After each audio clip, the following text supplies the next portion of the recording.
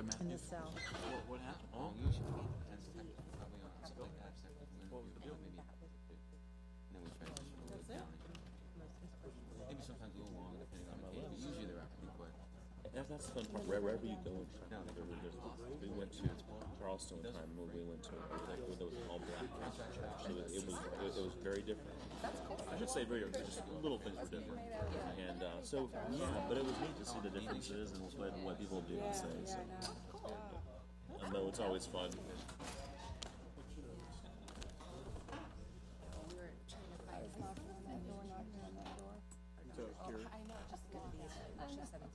Mark heard me. Oh no, I'm gonna be late. People drive for this one here in town. That's the deals we're trying to. We found it. Is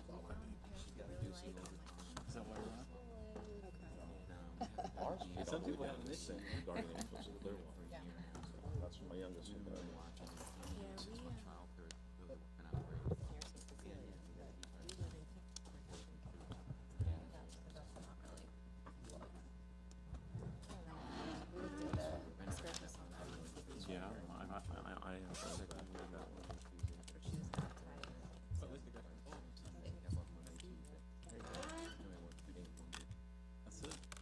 I get to see you too many times a week. He's in Rotary with me. Mark, That too.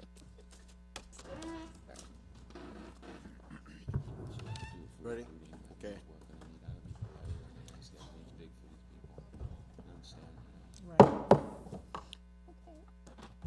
I now call to order the regular session meeting of the Board of Commissioners of the City of Tarpon Springs on Tuesday, August 16, 2016 at 6:30 p.m. Roll call, please. Mayor LaHousas, Here. Vice Mayor Terapany. Here. Commissioner Banther. Here. Commissioner Sieber. Here. Commissioner Slattery. Here. Tonight's invocation will be given by our city attorney. The veteran is not here. And please stand for the Pledge of Allegiance to the flag. Lord, we gather as those seeking to improve our community. Whether or not we always agree, we are committed to making Tarpon Springs a better place to live for all of its citizens. Give us open minds, generous hearts, caring attitudes, and the courage and wisdom to make a difference. Thank you. I pledge allegiance to the flag of the United States of America and to the republic for which it stands, one nation, under God, indivisible, with liberty and justice for all. Good evening, everyone, and welcome to our commission meeting. It's nice to see everybody here this morning. We now go to the public comments on the items that will not be discussed this evening. We have no comments tonight. Okay, we start with a presentation. Item number 1. Mr. Roger Salou, who is the Budget Advisory Committee Chairperson, is going to give us a presentation. Mr. Salou.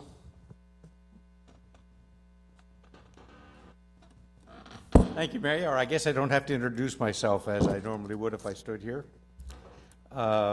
First of all, I want to thank the Board of Commission for letting us and me be involved in the budget process. First and foremost, we bring forward a recommendation. I've got two of my colleagues here from the commission, or from the committee, and we recommend approval by you of the budget that's been brought forward by your finance department and your city manager for the city of Tarpon Springs.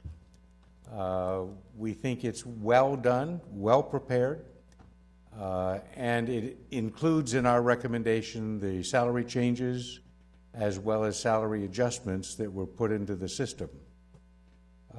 We did not take a position on which of the items that had been set aside to choose from among those at the board's request for the commission as to what you would like to do with extra funds.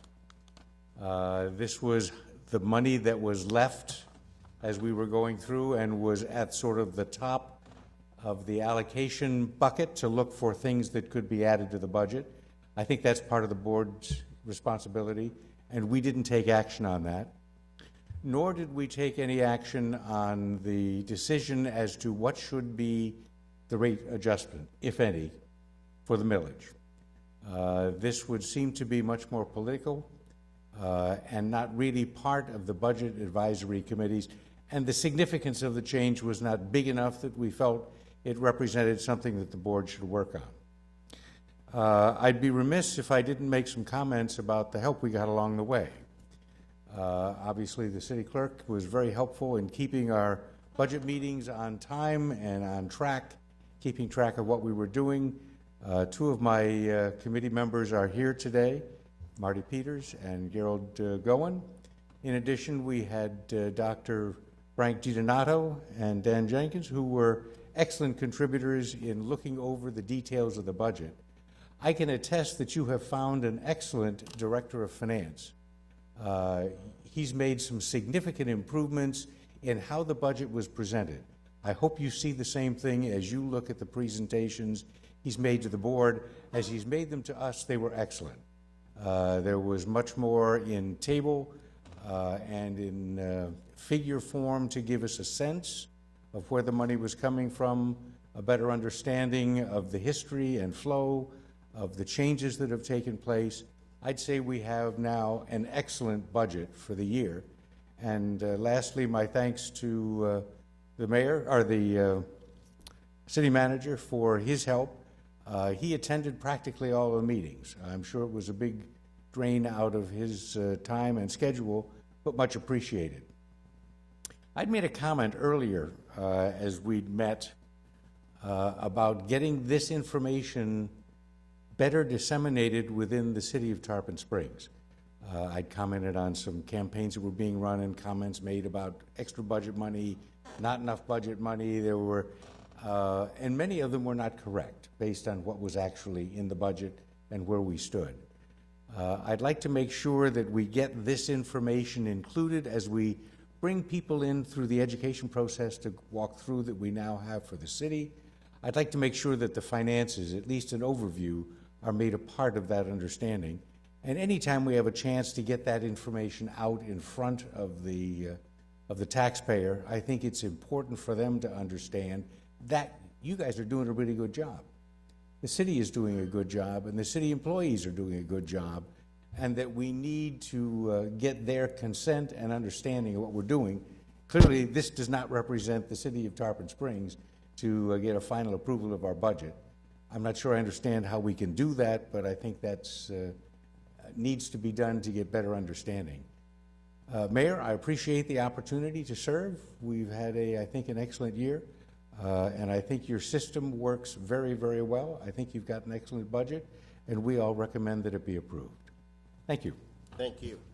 I'd like to thank you, and I would like to thank all the members of the Budget Advisory Committee for working with the staff so close and also analyzing each line item of the budget and providing you recommendations that makes it easier for us to make a good decisions. Thank you. Marty Peters, Vice Chair of the Budget Advisory Committee, 1702 Heritage Oaks Court, Tarpon Springs. I'd like to speak first as a member of the Budget Advisory Committee. There were a couple of motions that were passed when Roger was unable to attend the meeting. And then when you had your commission meeting, I was not feeling well, so I didn't show up to tell you what the motions were right away, since I was vice chair and in charge of the committee at that meeting. And then I flew out of town, and I'm back. So let me tell you what those motions are, just in case you didn't get them. We had one motion which was to appoint a point person as a coordinator of marketing.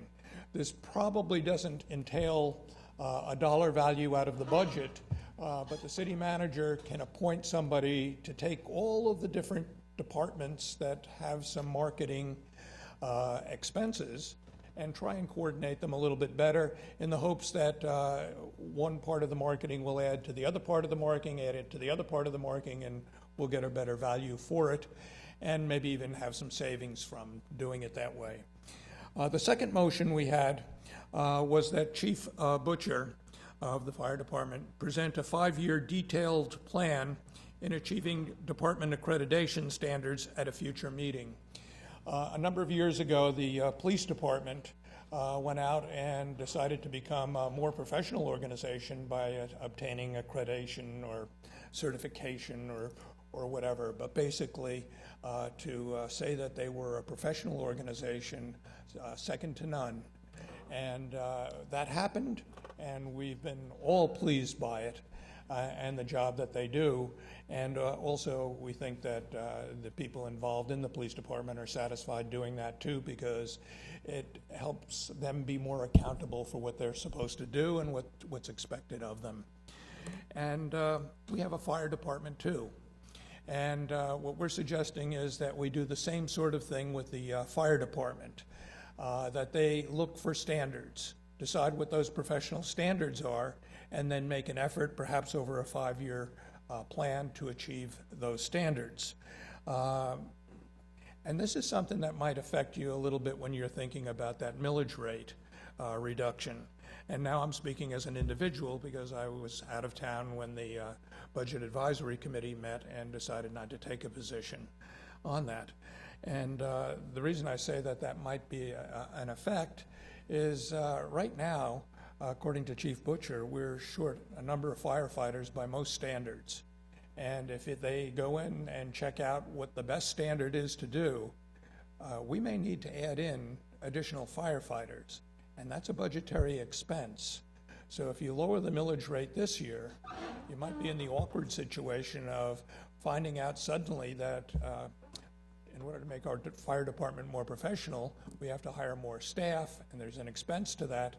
You might have to raise the millage rate next year in order to do that, or decide that we don't want them to meet those standards at this time. And now I'm speaking solely as an individual. On the millage rate reduction, my concerns on it are some of the arguments for doing it. A number of years ago, we had 3 commissioners who stood up and actually raised the millage rate just as the Great Recession was coming. And most people thought they were politically nuts to do that. They did not suffer any consequences from that because those that ran again were reelected. And what it did is it created a budgetary system over that whole period of the Great Recession where there was some sort of understanding as to what people were going to have to pay. Everybody understood what the millage rate was. It brought in a certain amount of money so that we could provide the services that people expected. And we looked at some of the cities around us, and what happened with them is they went up, they went down, they went up, they went down, because they were trying to provide those services, but lo and behold, the money wasn't coming in. Overall, when we look back at it as a Budget Advisory Committee, I think, and I think also you as a commission, you thought that was a pretty good idea, that happened because it allowed us to do the things that people want. The second argument we often hear is that if the millage rate is reduced, more businesses will come. And we looked at that at the Budget Advisory Committee a number of years ago, and we were unable to find specific businesses. In fact, nobody was able to name a single business that said, I'm not going to Tarpon Springs because their millage rate is higher than Oldsmar or somewhere else. And if you do reduce the millage rate, I would hope that what you would do is watch and see if businesses flock into Tarpon Springs as a result of it. Maybe Karen Lemons can look at that and report those businesses, because it would be nice to know if that really does happen. And I would urge you, as an individual again, that you might want to keep the millage rate where it is so that in the future, when the people start getting antsy about lowering the tax rate, you'll be able to do it in a significant amount that people will actually notice it and appreciate it. Right now, we don't have that tipping point. But in a few years, I think we probably will as property values continue to rise. Thank you. Thank you. Sure.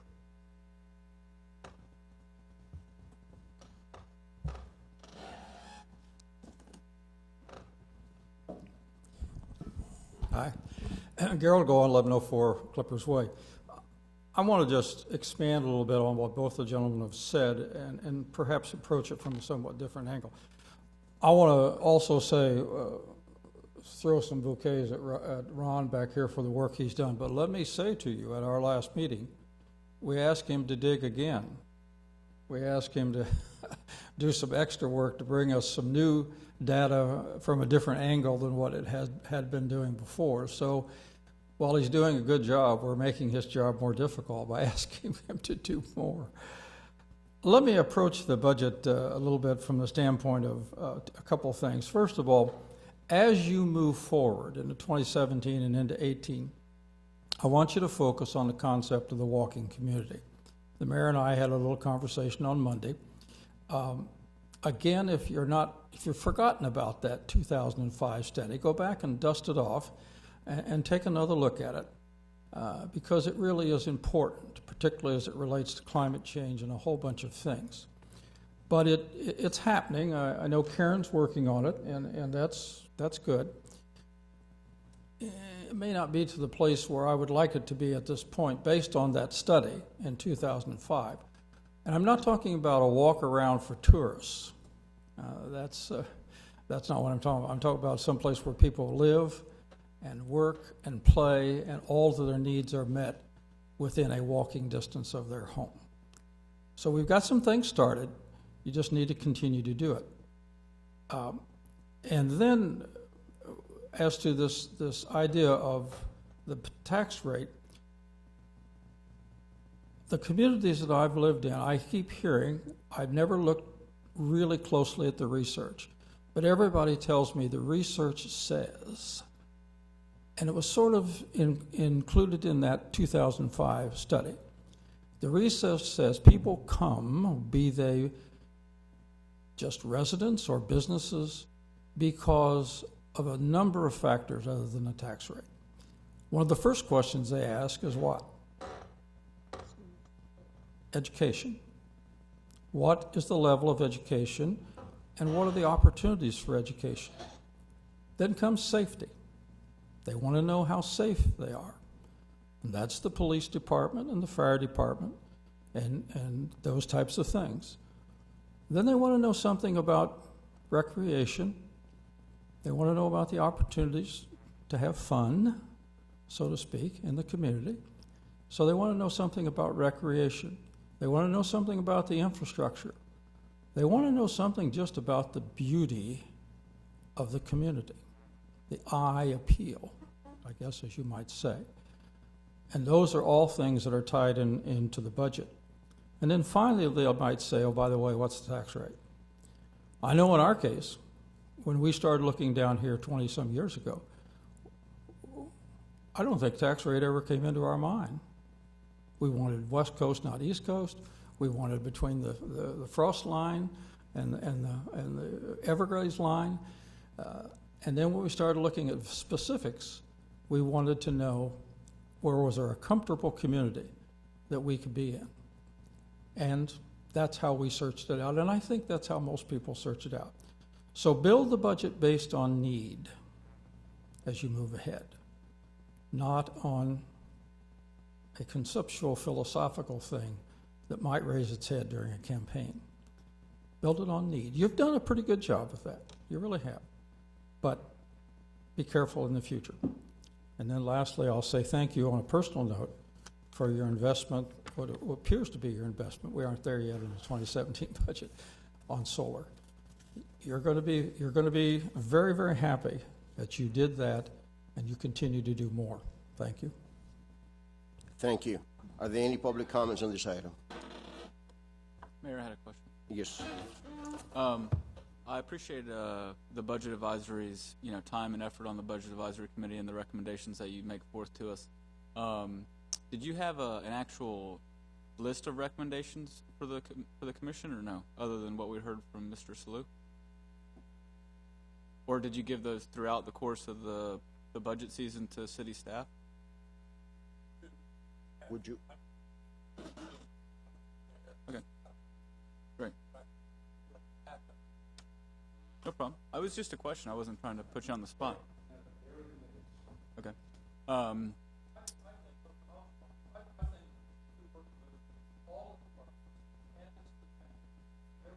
Okay, excuse me. Can you go to the microphone, please?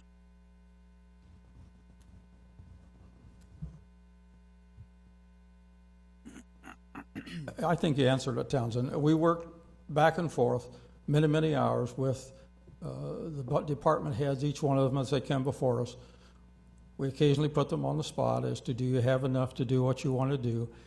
If you don't speak up, it's hard when the city manager's sitting right there next to you to say.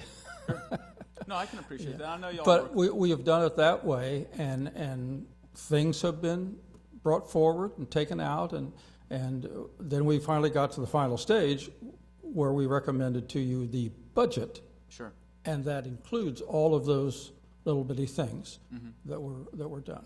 I understand. It's Okay. just not, if we had, at least this is my perspective, if we had more of a list format, or if I did, of some of the individual things that you all made recommendations to city staff throughout the process, that's always just nice Okay. for me to see. Okay. And I'm speaking for myself, not the board, obviously, I but know. it's just, it's of interest. Now, I could follow up after every meeting and say, hey, after every budget meeting and say, hey, what did the budget advisory propose today?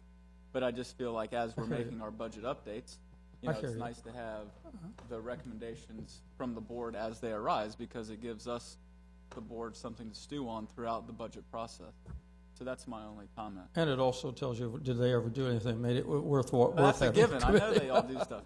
And then, No, I don't think it is a given. so I appreciate, we can appreciate that. My only question for you, Mr. Salou, as the chairman, is, did you say that the Budget Advisory Committee as a whole did not make a recommendation on the millage rate because you felt it was insignificant in terms of whether it go up or whether it go down?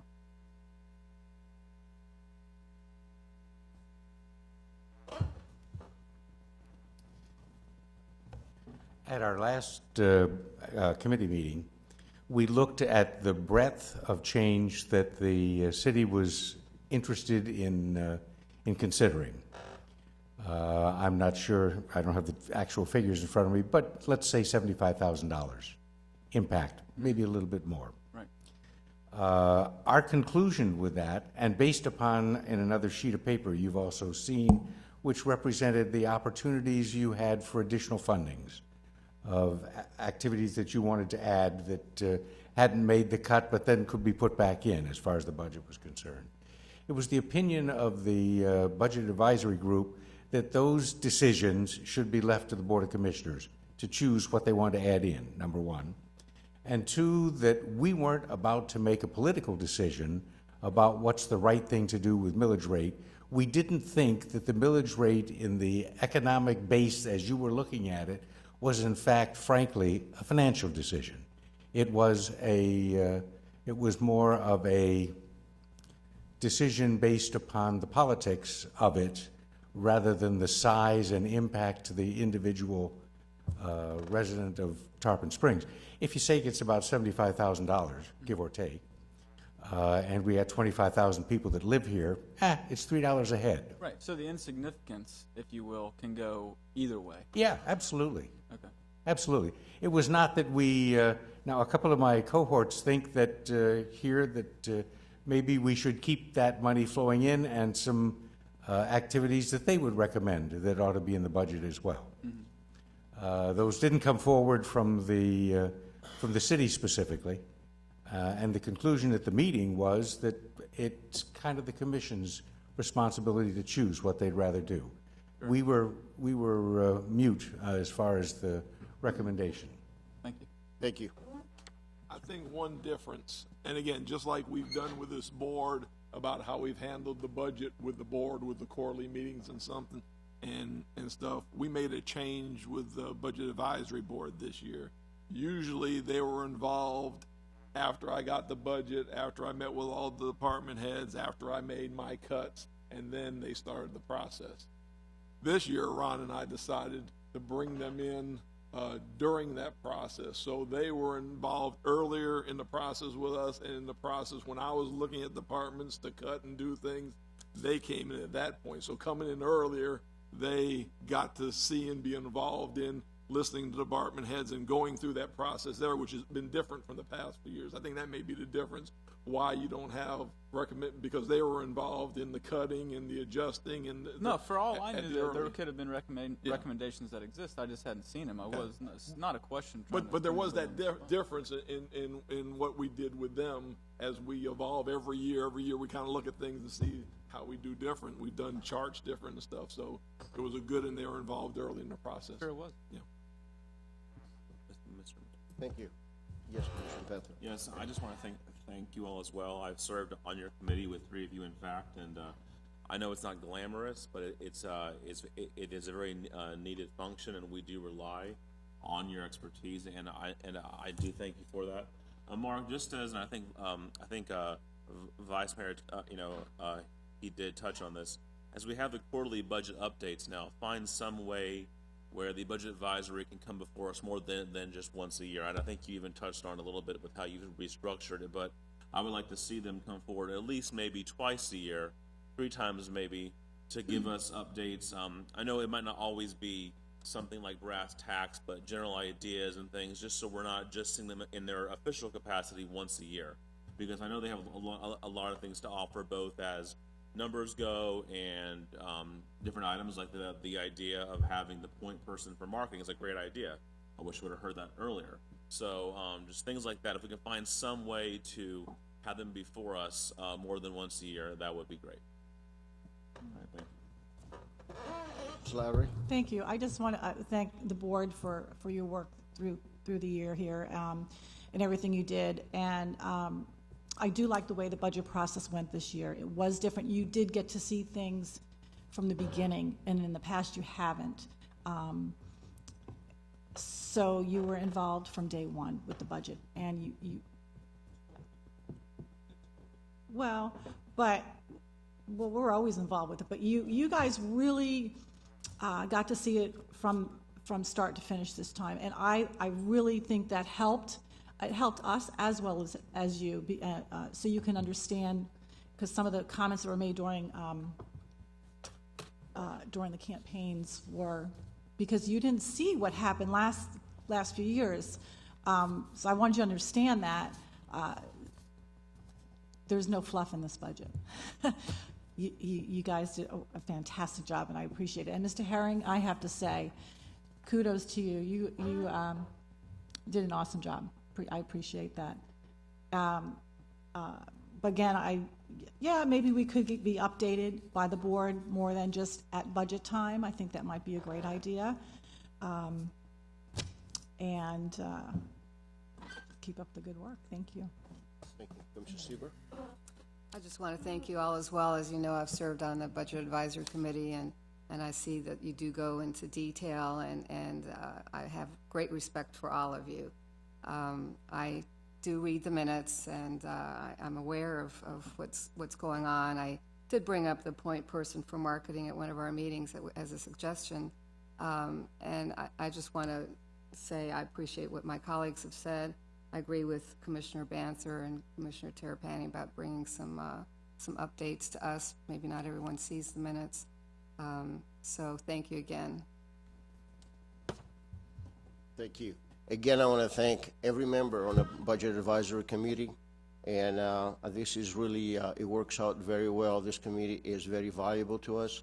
It provides transparency with your input, your hard work, also the citizens' involvement. It works very well. Again, thank you for your service.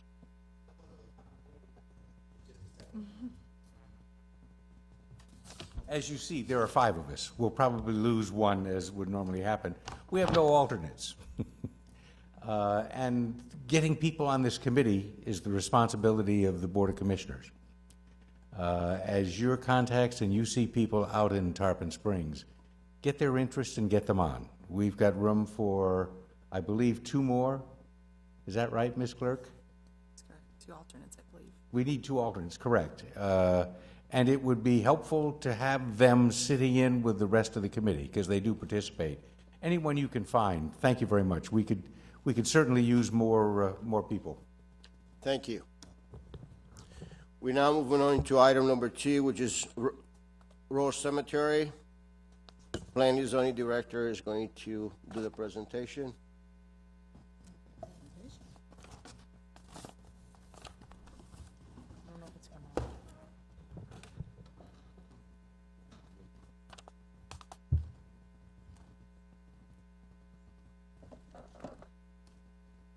Good evening, Heather Earler, Planning and Zoning Director. Let the video come up here. What I basically did was just provide a photo here, and it's also in your backup, just in case anybody in the audience doesn't know where the Rose Cemetery is, because, you know, it's not a huge landmark here. So as soon as this is up, but with that, this is application 1667. It's nomination of the Rose Hill Cemetery to the National Register of Historic Places. And essentially this was an application that was actually started as a partnership between the city and the county as a means to recognize this very historic place that's had a very interesting history. And I included in the backup the entire application, because the narrative that was written by Tina Bukovalis and others, because I know that she worked with other people on this, basically really is an interesting piece of history of a single place that's not really well known to our community. As a result, the Rose Hill Cemetery is located on Jasmine Avenue, and this may or may not be working. Just drag it over, Steve. Or we'll just go without it. That being said, essentially the Rose Hill is located on Jasmine Avenue. It's just south of East Cypress Street and consists of about 4.63 acres of land. The earliest identified burial is 1904, and the Rose Cemetery Association was formed and received a lease of the cemetery in 1916. Basically, the Rose Cemetery is a significant historic cemetery that preserves a strong African-American ethnic character. The cemetery has remained in constant use until the present and consists of over 1,000 grave plots. Rose Hill Cemetery is nominated to the Register of Historic Places for local significance under Criterion 1 in the area of ethnic, heritage, black, and social history for its association with racial segregation practices, development of Tarpon Springs African-American community, and as a site in which community members maintain Southern and African American burial practices. The cultural beliefs for the African and Southern American traditions are apparent in some of the orientations of the graves, the east-west orientations, scraping and positioning of couples, chairs, benches, and some of the other criteria here. Essentially, this application was heard by your Heritage Preservation Board on August 1st. There were only 3 members present at that time, but it was a unanimous and enthusiastic support for this application to move forward. At this time, the staff is recommending approval, and we would like to see a letter, which is actually further down on your consent agenda, to be signed by the mayor, asking for authorization for the mayor to sign that, which basically supports this nomination going forward. So when the application actually goes to the state, it would go to the State Officer of Historic Resources first, and then once they've met, the state's met on it, it would then move forward into the national folks, and they would decide if it warrants listing or not. So it's got a few more steps going through. This is just the local approval process, and essentially we just wanted to provide that update. Our ordinance asks for that update as part of our requirements. So that's really what staff is looking for here, is literally just to have the mayor sign a letter of support for this application moving forward. And I can answer any questions you have, but this application pretty much speaks for itself. Thank you. Thank you very much. Well, even though that this is a private cemetery, it represents our history, and I'm in favor for that. Question that I have is, once we be designated as a historic place of on the national register, is that going to open the door for any grants for that, for the cemetery? It will offer more protections for the cemetery than obviously that it has now, because now it doesn't, even though it's a historical place and it has historical context, they don't have any protections. There is no monies available really for, or grants available for restoration or any of that type of thing out there right now at the federal or even any local level. Essentially what happens is sometimes monies become available in our federal budget, and sometimes they're dedicated for resources on a historical context, but usually they're very limited. Cemeteries are not really a place that gets grants and that type of thing for that, but obviously it would give them a recognition that they don't currently have. So if they were able to go after a grant from a foundation or something, some other source, some private source, that there are some out there, maybe they would be able to be successful in getting some grant money. But right now, there would be no plans to go forward because there is no national program really for cemeteries other than recognizing that it is a historical place and has some local significance. Thank you. I have a question. Sure. Thank you. So, once this is placed in the National Register, we have to keep the cemetery up to certain standards? Because now I know we have like, what is it, the Boy Scouts go out and Rotary. whoever, these other troops go out and fix up the cemetery and do some things out there. The city is not a city sponsor, just because we're recognized as a local landmark here, and really it's not even as a local landmark. We're just supporting the application moving forward for national significance, to recognize national significance. The city's going to have no obligation out there because it is a private cemetery. Be different than any historical resource that we are actually, as a city, responsible for maintaining. Okay, thank you. Thank you. Councilman Panther? Well, no, I was going to say that I think one of our Eagle Scouts, I think his mom works in the clerk's office. He did his Eagle Scout project at the cemetery. I forget what exactly it was, but I know the Boy Scouts are involved over there. Thank you. Commissioner Silva? Basically, my question was the same. Does the association not have any responsibility for maintaining the cemetery? I know that Rotary has gone out there and helped to clean it up, and they plan on going out there again, and the Eagle Scouts. But is there not any responsibility with the association? The association is responsible for the maintenance of that facility, but it being a private cemetery, the city would not have any responsibility other than support of this application or anything that they wanted to go out for a grant or that type of thing that they had to come to a legislative board to seek approval or support. That would be the interaction, but the city would not be responsible. The association is responsible, but there aren't really regulations to maintain things in a specific way, because you're dealing with a cultural entity here that's different than the other cemetery that's, you know, literally across the street. You're dealing with different cultural practices, you're dealing with different historical contexts, you're dealing with a lot of different ethnic groups and that type of thing utilizing that cemetery. They have their own practices, and even though we as a community may not agree necessarily with their practices, those practices are recognized and have a historical context. So they need to be maintained if they're existing. So essentially, folks going out to the cemetery and offering services to help the association, I'm sure, is appreciated, because the association doesn't have a huge coffers to maintain that cemetery. They really rely on volunteers. They rely on folks who actually have members buried there to do a lot of the maintenance of that site. But yes, the association ultimately is responsible for that land as the owner of that property. I think that's that was my question. I think that's the whole purpose of this thing. And you know, I know all this stuff about not grants, but two purposes have been talked about for a while. The one is the ability, if they come up, the possibility it gets grants or I mean, this registry is important. I think the other thing is the awareness of making this a site would instill some more interest of groups such as Rotary or other historical type groups and stuff to come in and assist the association in doing this. So I think the whole purpose in this recognition is in the future to go to those goals, so we have better maintenance, better projects, better groups coming forward to make that a cemetery that looks like the type of cemetery it deserves to be. And I think that's the whole process, and that's why we want to get it recognized as such, because that'll bring awareness to it, and I think that'll bring more resources to it in the future. The registry essentially provides more visibility, again, because it's a national recognition. So, Thank you. Are there any public comments on this item? Here none.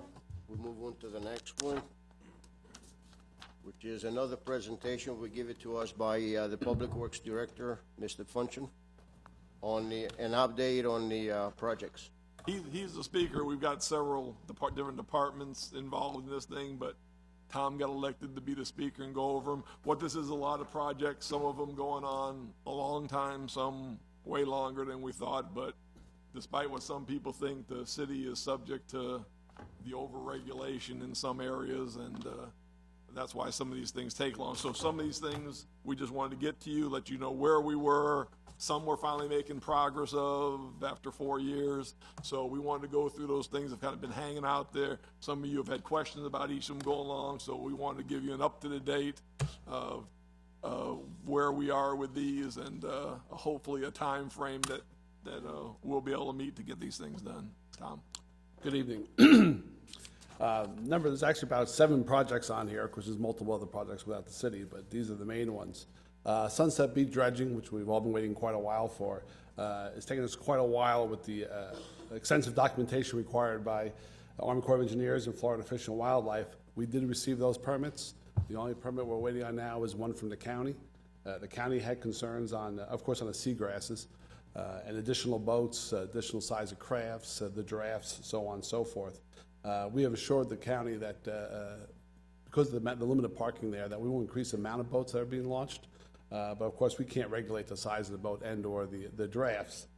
So we've convinced them that signage and documentation and the showing them where the channel is would help that, and they've agreed. So we should have that permit in hand shortly, and then we will go into final plans, and that will be submitted for the bid process. So hopefully somewhere in the near future that project will finally come to fruition. My second project is the marina dredging. Again, we had some issues with the FDEP as far as dredging the marina. It was delayed because we had a tough time trying to find documentation to pass that was done, but with the work of Gary Sherman, he did come up with some documentation that they accepted. They have issued the permits. We will be going forward with the dredging, the dock work, and eventually the slip for the fireboat. Hopefully that will happen very, very shortly. Ring parking lot is another project right alongside of Ring Avenue. We're trying to get the city parking lot built there. There's been some issues with the survey. Again, the survey was very old. It was a break in the survey. We had to get through many of those challenges as far as right-of-ways, and we had to dedicate some vacate some right-of-way, and then work on some issues of getting some of that back so we could build a buffer. Some stormwater issues which we were able to handle. That's been cleared away. Once this legal work is done, we'll be able to go forward with and get the project moving. We have been to TRC, and we have a very aggressive schedule. We'll hope to have this thing ready to go and maybe in construction sometime early January. Richard Irving Park. You might tell them how we've separated that portion from the Ring Avenue project. Talk a little bit about that and why we did that. That's a good point. Ring Avenue is actually, it's an A and a B part to Ring Avenue. There's a parking lot there, and there's also Ring Avenue itself, which is on the reconstruction list. We felt we couldn't do both projects at the same time. That is a truck route for alternate 19. Plus, with the time of the season, we couldn't block that road off with the tourist season coming in. We will build the parking lot this winter, January. Hopefully, we'll start it and have it ready by March, April, sometime in that area. And then next summer, we will rebuild Ring Avenue.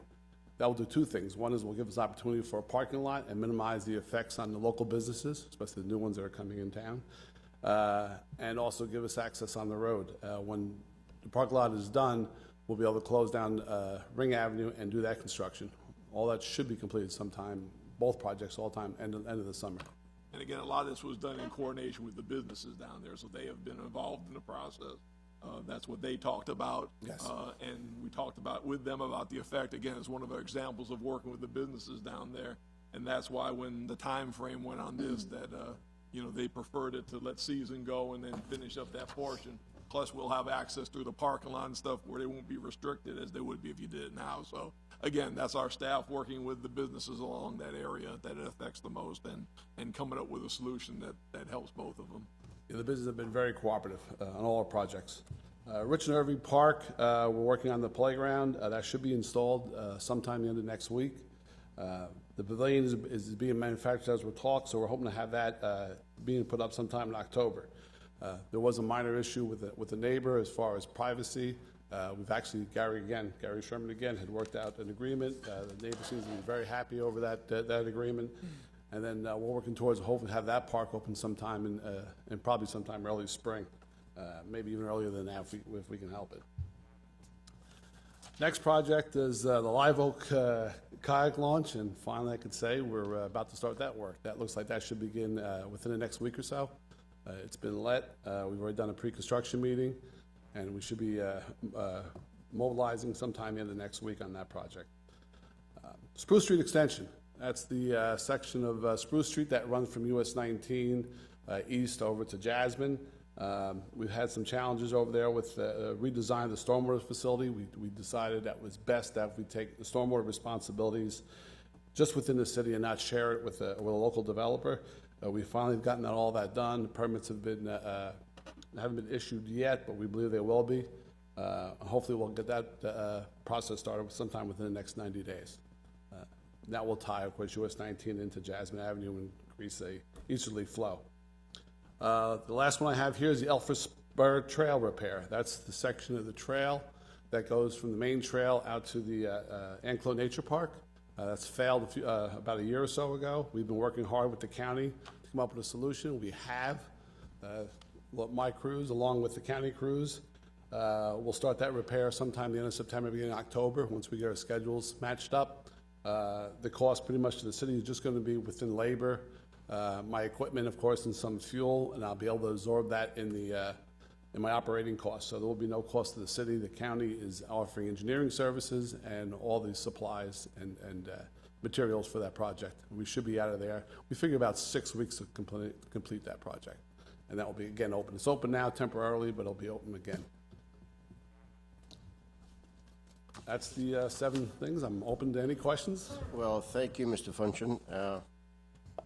Thank you for the updates, and I'm looking forward to see those projects completed. We talked once before, if it's possible, I'd like to see that we have an action plan, just like we do with the stormwater projects. So that way, periodically, you give us an updates on those projects. Yes, sir. If you would, please. Yes. I have a few questions to ask you. These is questions that I was asked from some residents. First is for the Sunset Beach dredging. They wanted to know how deep the water is going to be going out to the Gulf. Is that going to be big enough for, deep enough for some big boats or 21-footers? I can't answer that directly. I have to pull out the permits and see what the Army Corps of Engineers is going to allow us. There are some seagrasses through that channel, so that's very sensitive. I believe most of the work will be done, dredging work will be done more towards the ramp, but I don't want to answer that completely and give you some false information. I can get you something a little bit clearer once we get the permits in hand. Another question relating to the same project is they want to know if we're going to have any markers on the channel to identify where the channel is so they can go out. Yes, we will. That was part of the concerns that the county had, and we will identify the channel. Okay. Is this going to be a limitation, how long the trailers are going to stay? Excuse me? Can stay overnight? The trailers can stay overnight? I don't because think we're that's locking the beach over, I don't think that's been addressed at this point yet. No, the park closes at sunset, and that's sunset. Yes. So. Yes, sir. So if they have trailers there, they're going to be there all night. They haven't been there in the past. We haven't had an issue with that yet. Okay. The other question that I had was on the marina, the dredging at the marina. They'd like to know that the boats they already use in the marina during the work, are they going to be relocated to a different place, or are they going to be not going to be affected? No, we believe we can do the work while the boats are there. We might have to move them from slip to slip just to get some working areas, but most of the work on the dock itself, the piers, we're going to actually do repair the piers in place in kind. Same thing with the decking itself. So there may be some minor moving within the marina, but I have no plans whatsoever moving anyone outside the marina. Okay, thank you very much. Commissioner Sipper. One of my questions relates to what you said, Mayor, as far as the Army Corps is worried about the seagrass, so there will be like a channel marking, like with PVC or whatever, to avoid the seagrass being damaged. Yes, ma'am. And then, do you have a time frame on the marina dredging, when it might be completed? No, that's a little bit trickier. We plan on, once we're all set here, we plan on doing the repairs to the docks first. Okay. That's the most critical side of it. And then when we get all the estimated costs, final costs, then we determine when's the best time to dredge that. Again, our season's coming in too, so the marina starts getting fairly busy October on. So more than likely, if we do any type of dredging, I would recommend probably sometime spring or midsummer. So after the season? I would believe so. I think that'd be best, yes. And then the Elfer Spur, I've actually walked that area. And I know that you're going to be installing the sheet pile where the damage is, but do you have any plans for where more erosion might be occurring? Because as I've walked along there, I just see areas that look like they could fall in too. Yes, the So that was my concern. Yeah, the conversation we had with the county engineers, we're going to do some of our best on stormwater control. As you know, the water sheets off the trail fairly quickly, and it's causing erosion along the edge. So we do have plans on putting some type of curbing there to direct the flows. The long-term plan is going to be a lot different. The whole peninsula there is going to need some attention down the road, and that's something else we're working on. But we will do some upgrades to the edge of the trail and then do our best to divert the stormwater off the edge of it and minimize any erosion. All right, thank you. Thank you, Vice Mayor. Thank you. Tom, you do such a great job with all of our projects around town. I really just can't thank you enough. Thank you. On the Sunset Dredge project, or the Sunset Beach, I know that one of the reasons we were looking into dredging that area was for the long range of doing like a concrete boat ramp there versus the sand ramp that we have today. Yes. What's the status of that? We're looking into that. Of course, I'm pro for that. I think that would be a good move, but the engineer's got to finish designing that. Once the permits are issued, that won't be any problems making an addendum to that permit.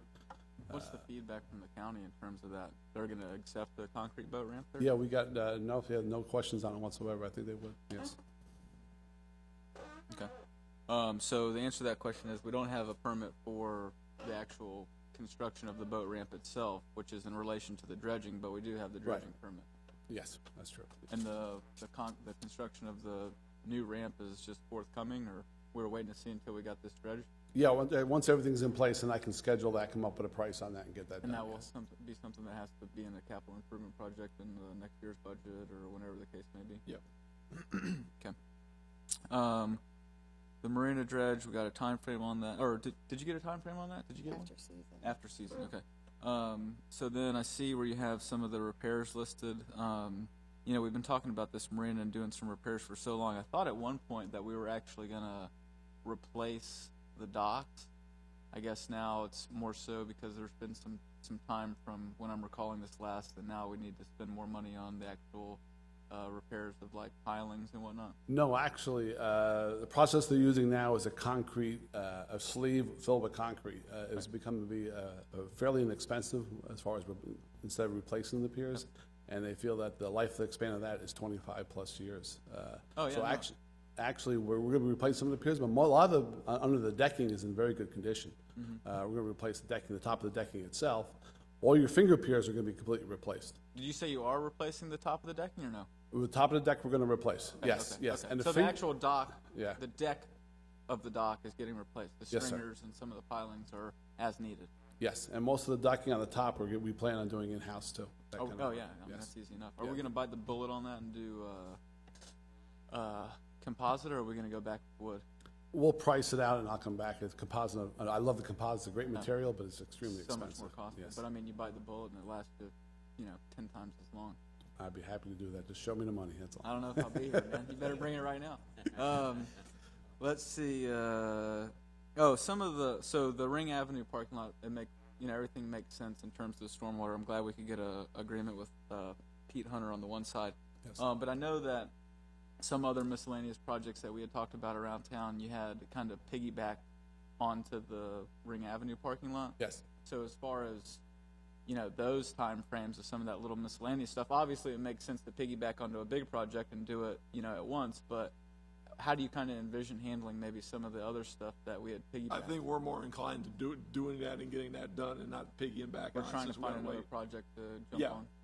Yeah, we want to do that sooner than later. Right. Because of that. So some of the little things, the improvements on the trail and stuff. Right.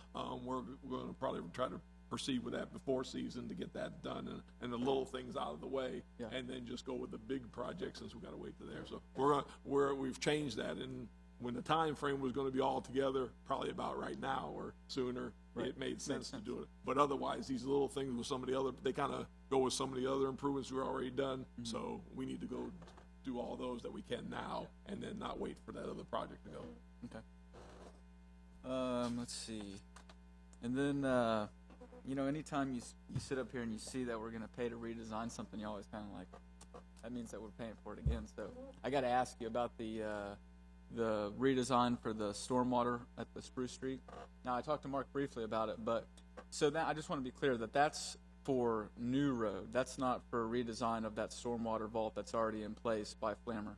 No, not at all. The original thoughts was to build the road and then share the stormwater responsibilities with a private developer. Right. We felt that in the best interest of everyone, that we get away from the private developer and we come up with a solution on putting all the stormwater responsibilities for the city within the city right away. But the point is that it's a redesign of something that hasn't already been constructed. No, it hasn't been constructed. We actually didn't even pay for the design. It was just a preliminary, exactly, it was just a I feel better preliminary about thought. that. I don't like to redesign something after we've already built it. You know, that It was can probably be a pretty poor costly. choice of words, and I apologize. Maybe, how about a rethought? That Yeah, sounds no better. problem. And then last question, the sheet piling that you're installing, that's going to be like a vinyl sheet pile? Yes, sir. And then, so Commissioner Sieber mentioned that there's some forthcoming maintenance there. Is there enough pitch for that slope for us to do like a recycled concrete riprap, like on some of the areas that look like it's going to, I mean, with the county's approval, of course. Yeah. But I mean, to kind of, control some of that erosion, like we would do in other areas around town? On the Yeah, water? there's some. I know the county supplying us with the material. I think they have some limestone. They've done a project down here at Wall Park, I believe it is. So we're going to be hauling a lot of their material up here. Any extra stone we're going to utilize in those areas. So you that are are going to do washed riprap out. then? And the county's really, again, as we've seen the last couple of years, with Mr. Woodard and working with the county, our relationships weren't good. They realized that trail is a lot of their responsibility too. And, their effort, probably in the old days, they'd tell us it's ours because really that one portion is land, but they've really worked with it. They're putting their resources and money into it because they know there's a trail. But that whole peninsula there is a big issue, and they really need to look 5, 10, 15 years out. There may need to be a rerouting of the trail, but that comes out right now. We want to try to get, I think, at least 10 to 15 years on it. But I'm thinking with the way that peninsula is and the eventuality is there may need to be a rerouting or something else with it. But the county has really worked with their supplying money, materials, and personnel to get this done. And it's just been a cooperative, as it's been with roads and everything else we've done with the county. There's just been the utmost of cooperation and the city and county working together, which we've wanted for a long time. It's coming to fruition with the present administration, the administrator and the commission that we've got now with the county. So No, it's great. I mean, we've got to have a partnership with the It's county. been very good. One more thing, Tom. Back to the city marina. I spent some time with the dockmaster there Yes. not long ago, and he said that the revenues for the city marina have gone up significantly this year. So my question is this. Are the increases in revenue due to the transient business that we have now, or what? Why are we seeing increases in revenue? It's mostly in the transient, and it's kind of false, and I'll get into the dart over here, is that it was so poor before that the revenues are up. It's like, Nowhere you're to go. broke and you Nowhere find to go but up. Yeah, Right? there's I nowhere love to that. go but up, yes. Yes. And then I'll just tell you one more quick story. I drove by there today, and the new charter boats that we have up front, two guys on both cleaning station, cleaning fish, and a crowd of tourists standing around them. So, I mean, I had to take a picture. I'll share it with you. That's cool. Thank you. I appreciate it. Yep. Thank you. Mr. Panther? Thank you, yes. I'm very happy about the fireboat. I know we've been trying to get the lift there for quite some time, and it was held up by the permitting. I think because it serves two purposes. One, I think it'll look good and let the residents know what we use the penny money for, and that we have that service. And it's also a life-saving issue as we're currently launching from Pasco County. Yes. So I think that it'll serve both an aesthetic and tourism type increase, and then as well definitely an increase in safety and a decrease in their response time. So thank you for your work on that. Thank you. Mr. Slattery? Thank you. Tom, thank you so much for this update. And I want to thank, all your staff that's working, all those guys that are working out in the field and doing all this work. They work very hard they really do. When it comes to the Sunset Beach dredging, I've been asking about this for at least 4 years. So I'm glad that we are moving along with it. And as Vice Mayor had mentioned about the ramp, so you have plans of putting in a concrete ramp? Yes, ma'am. Okay. And let me clarify a little bit. The feasibility, once we get involved in it, get Right. the engineer involved over here, we'll make sure that I want to put the ramp in that works correctly. I don't want to just throw a concrete exactly, ramp in. because I have somebody offer to draw the plans for you, and but I'm sure you have that under control. But the funds for this ramp, Mark, am I correct? Is this coming from Penny for Pinellas, a great portion of it, yes. or for the dredging? Yes. Okay. Yes, penny for minute. Okay, I just wanted to make sure with that, because, we're going through the budget right now. The ring parking lot idea, I think, is awesome. That's gonna be so good for our downtown area with all the new businesses coming in. This Elfers Spur Trail, during election time, when I was walking through some of the developments out there, this was a big concern for the residents out there, because it was closed at the time. So you're saying it's temporarily open right now? They reopened it. We put a security fence around, the county did, and then Okay. reopened they tried to lock it up, but it didn't work. So they Yeah. increased the area where it failed, protection-wise, as far as a little high Right. 8-foot chain link fence, and opened the trail back up again. So it's passable. So they'll start work on that soon? We're trying to get our schedules together. We're looking at sometime in September, beginning of October. Will they have to close it while they work on it? We may have to do some temporary closures Okay. while we're working the site over there. That depends on how it goes. Will dictate whether we have to close it for any length of period of time, but I can't address that right now until we see how well it goes. Okay. And when it comes to the Richard Irwin Park, Yes. hopefully it gets utilized more. It's been around a long time. Remember in high school, that was our little hangout place. Will there be a kayak launch there? We'll be putting a dock in. There were some challenges on that dock too. We'll be able to come up onto the dock and take your kayak on and off from the dock out in the water. But there's some challenges there. Yeah. Don't think there'll be an actual launch because they're Yes. just not. There's a lot of seagrass and stuff out there. But like a canoe or a little thing, you'll probably be able to carry it and launch it from Yes, the we'll shore. launch it. And maybe fish off the dock? Would Oh, you yeah, wanna fish off the dock? absolutely. Sure can. Okay, awesome. Well, thank you very much. I appreciate it. You're welcome. Well, thank you. Are there any public comments on this item? I hear none. We move into consent agenda. Item number 4 is the minutes, July 5th, 2016, regular session. B, July 19th, 2016, regular session. C is July 26th, 2016, budget work session. D is August 2nd, 2016, regular session. Item 5 is satisfaction and release of liens. Number 6 is attorney fees. 7 is special events. 8, Night in the Islands, authorized rain scheduling, August 6th, event for August 20th, 2016. B is Rotary Triathlon, that's on September 10, 2016.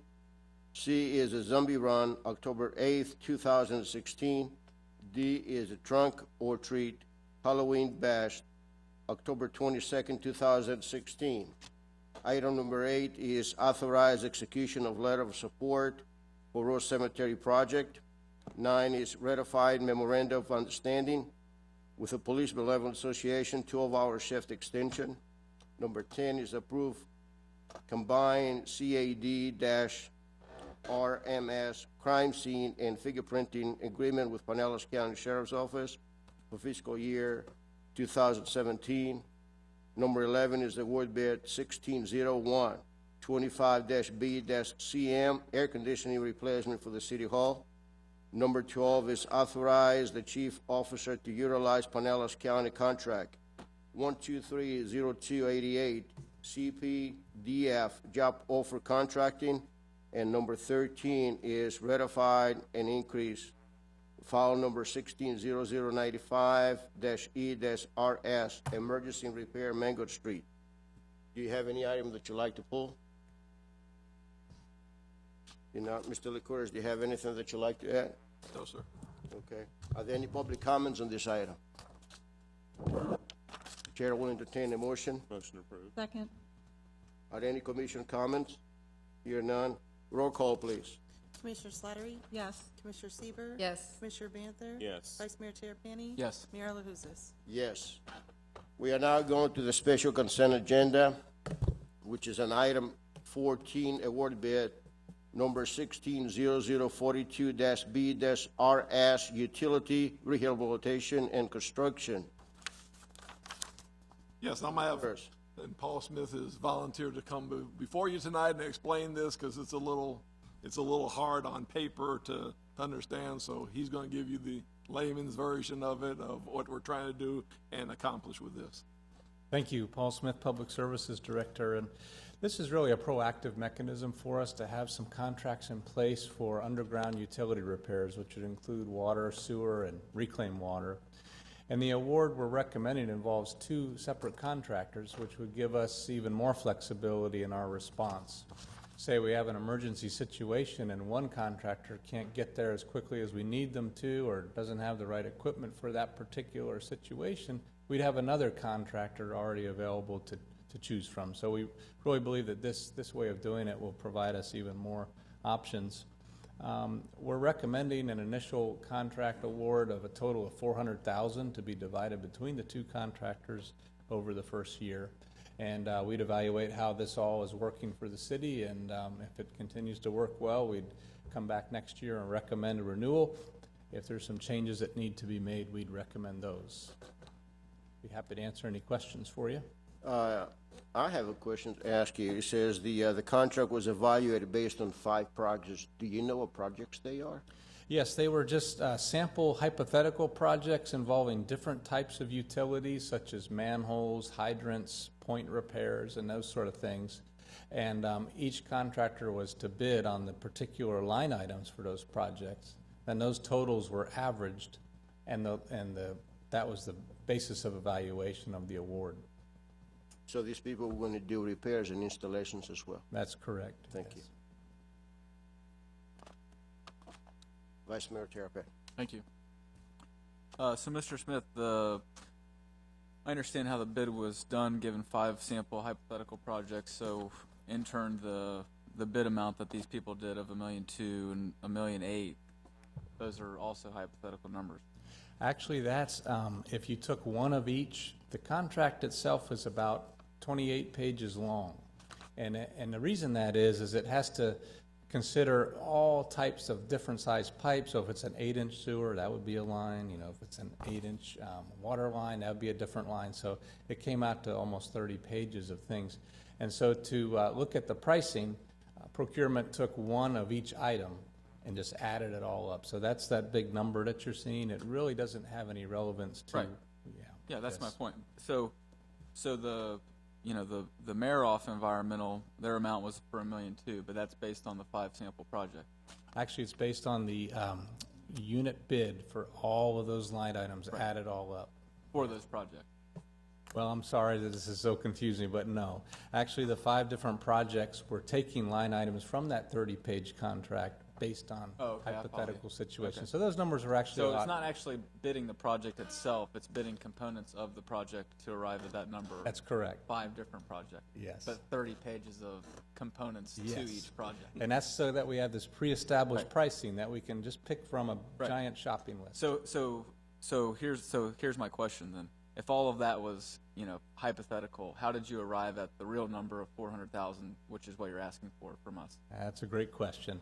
And some of those hypothetical projects were very similar to the types of things we expect, and that $400,000 will allow us to do, say, 3 of those types of projects over the course of a year. Mm-hmm. Again, these are things this is just one option for us. We expect to do some projects in-house with our capable staff, and then other larger projects, we'll probably want to bid those out just because we will be able to get a better price that way. So this is sort of the middle option for us, and that's why we arrived at not too big of a number to recommend to a board. So it sounds like you already have somewhat of an idea in terms of what projects will utilize this service? Some of them, yes, but also we want to leave some room for some small point repairs, things that just come up that we want to have a response option for. And so you feel like this is a more competitive price than if we were to actually just bid the individual projects that you see necessary? Well, for these small to mid-size, yes. And the other thing I see is, like some examples we have when that water line broke out on Live Oak, it took 2 to 3 weeks to get contractors to come out to even look at it, to get it, and we'd just rather not have to wait that long if we don't have to. Yeah, you want to have them on retainer. So my last question is, this is on an as-needed basis, though. That's correct. This $400,000 is, okay, we just use 20, we just use 50, That's right. Thank you. And if we've underestimated the amount, we'll be coming back to you with a recommendation to increase it as we do with other types of contracts. There's potential not to use all the 400. That's right. As well. Thank you. No? Commissioner Sieber? No, I think it's a great idea, because as you know, with the Live Oak project, I think it's great to have the two contractors on board and use them as needed.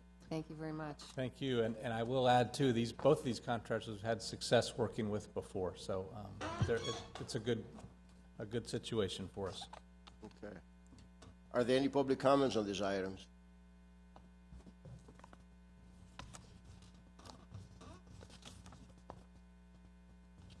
Marty Peters, 1702 Heritage Oaks Court. Just sort of a question. In the past year or past 2 or 3 years, how much have we spent on these types of projects that we put out for a bid? 400,000 or more or whatever? That's about the range of costs that we've expected. I don't have an exact number for you, but I know, for example, in this coming year's budget, we've got about 400,000 or so in there for a particular infrastructure extension. So it just gives you an idea. That is the order of magnitude that we're looking at. Any other comments? No. I will entertain a motion. Move approval. Second. Roll call, please. Commissioner Slattery? Yes. Commissioner Sieber, Yes. Commissioner Banther? Yes. Vice Mayor Terapany? Yes. Mayor LaHousas? Yes. We now go to the item number 15, which is approved salary and classification plan adjustment for fiscal year 2017. Mr. LaCourse. Yes. This is the way in past years we've brought you this part of the budget. As you know, the budget process for us goes on all year as we're working on things. This particular document has changed some. Most of this document we've talked about, but there are a few new things that money became available to do, so they're adding. So I'll go over this whole thing. Also, what you'll be approving for this item is just the first part, 1 and 2. 3, from 3 on, you'll be approving a resolution because of our procedure sooner. But I'm just going to go through this whole thing. But those changes, reorganization stuff have to be in a resolution. So I'm dealing with this as one document. When you approve this, you'll be approving the adjustment of salary ranges and the salary adjustment. And then again, like I say, you'll officially be approving 3 through 10 when you do the resolution that'll be coming up. Pretty much you've seen the adjustment in salary ranges. That's been consistent through the years, the 1.5% increase. Again, the salary adjustments, that changed. We wanted to continue our process of giving the lower paid employees to try to get that pay up to a workable, livable raise and get those up. We've done that the past couple of years. We'll probably need to do it this year, probably next year, but by next year, I think we'll have everybody close to that $12.50 an hour range. And by some of the extra money for the health insurance not coming in, we were able to add a little bit more to those people. So I think we've reached everybody under $35,000 a year employee. We're able to reach with these things, and that's why when we talked about it before, you saw a sheet of the exceptions. Those aren't. Most of the city employees are getting 3% raise, but the exceptions, we were able to add a little more to those people under 35,000 to try to get their wages up, and especially the lower ones under 1250. You see the 6% to get those up. So instead of doing it in one swoop, we've been doing it as a gradual process. It's been working, and the impact on the budget is less because we've been doing it over stages. So that works out well. Most of the things you see in here are the same about who it affects, the date that probationary employees would or would not get the increase. The only thing that you have to decide in here, I've put in here for you to approve the city clerk getting the same as the rest of the people that would be in her salary range, which would be 3%, which you have to approve because she's a charter official. And then you have to make the decision on me, either setting it at 2.5, which would be the highest because that's the cap on the higher department heads that you see in I, they would be getting a 2.5.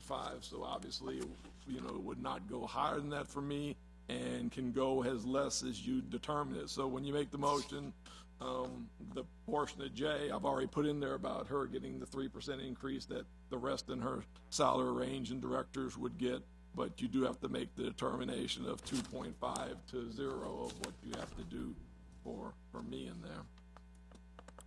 When we go on the items, we've talked about a lot of these in items 3 to 10. The elimination of the library aide position in 3 was just a real low position that we just wanted to get out of there because it was too low of a salary in the salary range. So we moved those people into the library assistants. The reallocation of hours in the Cultural and Civic Affairs Department, no, that's nothing that was worked with Kathy Monahan. That's not something of me cutting Kathy Monahan's hours. This was a request of her, you know, as she gets to the point where, you know, she'll begin to retirement, reducing her hours, and then taking the money from those hours and increasing two of the personnel that she has in there, as you see in A or B. So that was worked with Kathy to bring that forward and for efficiency purposes and running the department. The fire secretary, we had talked about there, you know, all the different things there, paperwork for medical. They haven't had anything in there for assistance in the clerical portion, and they needed it for a while. This is the ability to put the present one there and move them up to the executive secretary position and add a person, that administrative secretary, to handle all that paperwork and their need. We talked about 7 and 8, the increase of a person for facilities maintenance, to assist us with the in-house projects we're doing. Obviously, to keep our parks looking good, unlike some entities do, we need to add a parks person, but that's going to be in March or April when we need them, so we utilize half of the year's budget for some other things, and that position is coming in as we talked about in the budget process. 9 and 10 are new that you haven't seen yet. The one is replacing a corporal position in the police department with a sergeant position. That does not entail bringing in a new person. That's just taking a rank of corporal that we've used, and again, they've been going as 12-hour shifts. We just feel it's more efficient to make that a sergeant. So the only increase you're talking about there is the difference in price from one of those, and will more than make with the retirement of Major Templeton with her salary and her retirement. It's going to be a cost neutral thing, and because of the fact that they've just done the sergeant test and have a list to promote one sergeant for the chain of that, this will allow them to make 2 sergeant's choices from that list in the testing they did, and then they'll have a sergeant leading a shift where right now a corporal on certain times the shifts are leading shifts. They'll have a sergeant. Again, you're just doing that by the difference of there. You're not adding a person, and with the retirements and stuff, it's cost neutral for the budget. So that's why we put this in now. And when the chief makes his promotion within a week or so, he'll be able to promote 2 sergeants and not 1. And then the other thing, as we talked about with both police and fire, and you know, we've talked about different ways and stuff. We realize with both, although we don't have a 5-year plan for the fire department, and it was already scheduled to be worked on next year, we know probably in public safety over the next 3 to 5 years, we'll probably need 3 or 4 people at least in each of them. That's just approximate. We know we're going to need them, or we're going to have to slot them in the budgets as these years come. With the police, and because of the job that the police pension board has done over the years, and their constant dropping when a lot of others are going up because of their cost, we are able to finance the 1 additional police officer for this year with the savings from the pension contributions this year. So by hiring this officer in January for at least this year, it has no effect on your budget because it's coming for those pension contributions. So your bottom line that we're going to talk about in the last item tonight is not affected by adding that 1 officer. We're also in both police and fire. There are grants for officers coming up. We have to wait for the police. It's kind of got specific. They put in for the officer grant last year, but the criteria of what the federal government were looking for kind of went against us. Hopefully the new criteria coming up that maybe we'll get some of those other additional ones. Likewise, as I think Commissioner Banther talked about, and put their, the fire department is gonna be working on an upcoming fire grant, for personnel that they will be applying for in the next thing. So hopefully utilizing those will assist us in this 3 to 5 year period where we have to put some public safety people on. So we're working all those angles, but again, with the pension contribution, that money sitting there to be able to be used, that allows us this year, to put that police officer on and not have an effect of the budget. Again, 3 through 10 we'll be talking about, later on. So, right now in this item that you'll be voting for is for the salary adjustments, the salary ranges and the effective dates thereof. And again, you have to make a decision on me for this, so. Thank you. Vice Mayor Tarpon, you have anything? Are we making the decision on your raise right now? Yes. Or in the future? Well, Right. you can make it any time. Oh, okay. I didn't know if this was an action item. Yes, for, this is an action. Specifically for your raise, or an action item for everything else? Well, in when you terms do the of salary, restructure? yeah, when you do the salary I mean, you can wait and do it anytime. No, I didn't know. But this, for this vote is the city clerk and what the rest of, when you have to do that, you can decide on me now or later. That's your choice that you Well, have we to can do. do the discussion now for the whole Yeah. thing. Yeah, that's fine. And then we can vote later. Yeah, no, I think it's a good plan. I mean, I'm sorry to see that, some of the restructuring, in particular, relation to the police department is due, to Major Timbleton retiring. So I'm sorry to see her go, but, I'm what the chief's putting in place is something that he's, updated us all on prior to, tonight. So I think it all looks good. I mean, always hate to lose a good employee, but I'm happy to see her move on to, whatever the future holds for us. So I don't have a problem with anything that's presented, and happy to discuss the raise whenever the commission desires. Commissioner Panther? I'm in agreement with all this, and I would be in support of 2.5% for our city manager. If that's what the commission would do. I'll second that if that's a motion. Commissioner Seaver? I'm also in agreement, and as well with the 2.5% and 3% for our city clerk. So definitely agree. Thank you. Thank you. Commissioner Slattery? I agree. I would support items number 1 and 2 with the salary increases. Mr. Mayor? Thank you. I also support the proposed salary plan that you have, Mr. Licorice. I think it's great, and I'm very in favor with increasing the low wages and bring them up. So we are compatible now, and makes it easier for the people to actually make a living with that.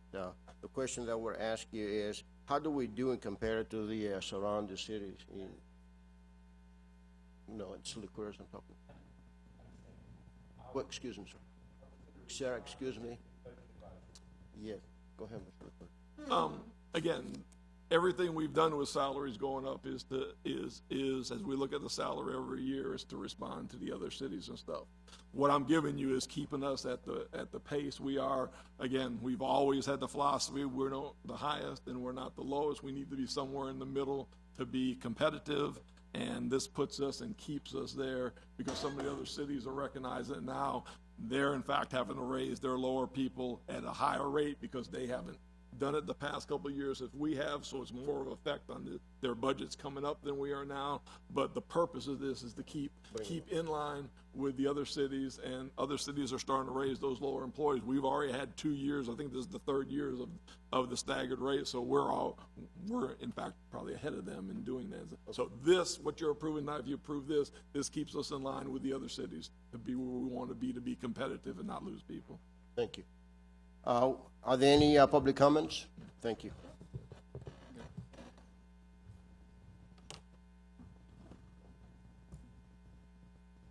Roger Salou, 967 Bayshore. Let me just reinforce what Mark had said. Part of our review of the Budget Advisory Committee was to go and check the salaries with similar cities within our region. The HR department went out with Mark, and we've gotten a number of similar job descriptions, looked for the wages and what they were paid, what their ranges were. We were certainly not near the top. We were down towards the bottom. And we were delayed in doing this. As Mark said, it's been 3 years or more since we've made adjustments to salary ranges to be competitive. And we, as the committee, were deeply concerned about the loss, A, of folks at the top of the organization being picked off, and certainly good middle manager people and lower manager people being picked off as well. We've classically had the issue maybe 15 years ago, Mark, when we trained most of the police and fire departments of Pinellas County, and we were concerned that was going to happen as well. Mark and the HR folks came up, and this plan we were fully supportive of to make sure we get ourselves in a position where we're competitive. We're clearly not paying too much, but we are now at least competitive with what's going on in Pinellas County. So the committee was supportive of this. Thank you. Any other comments? Yes, sir.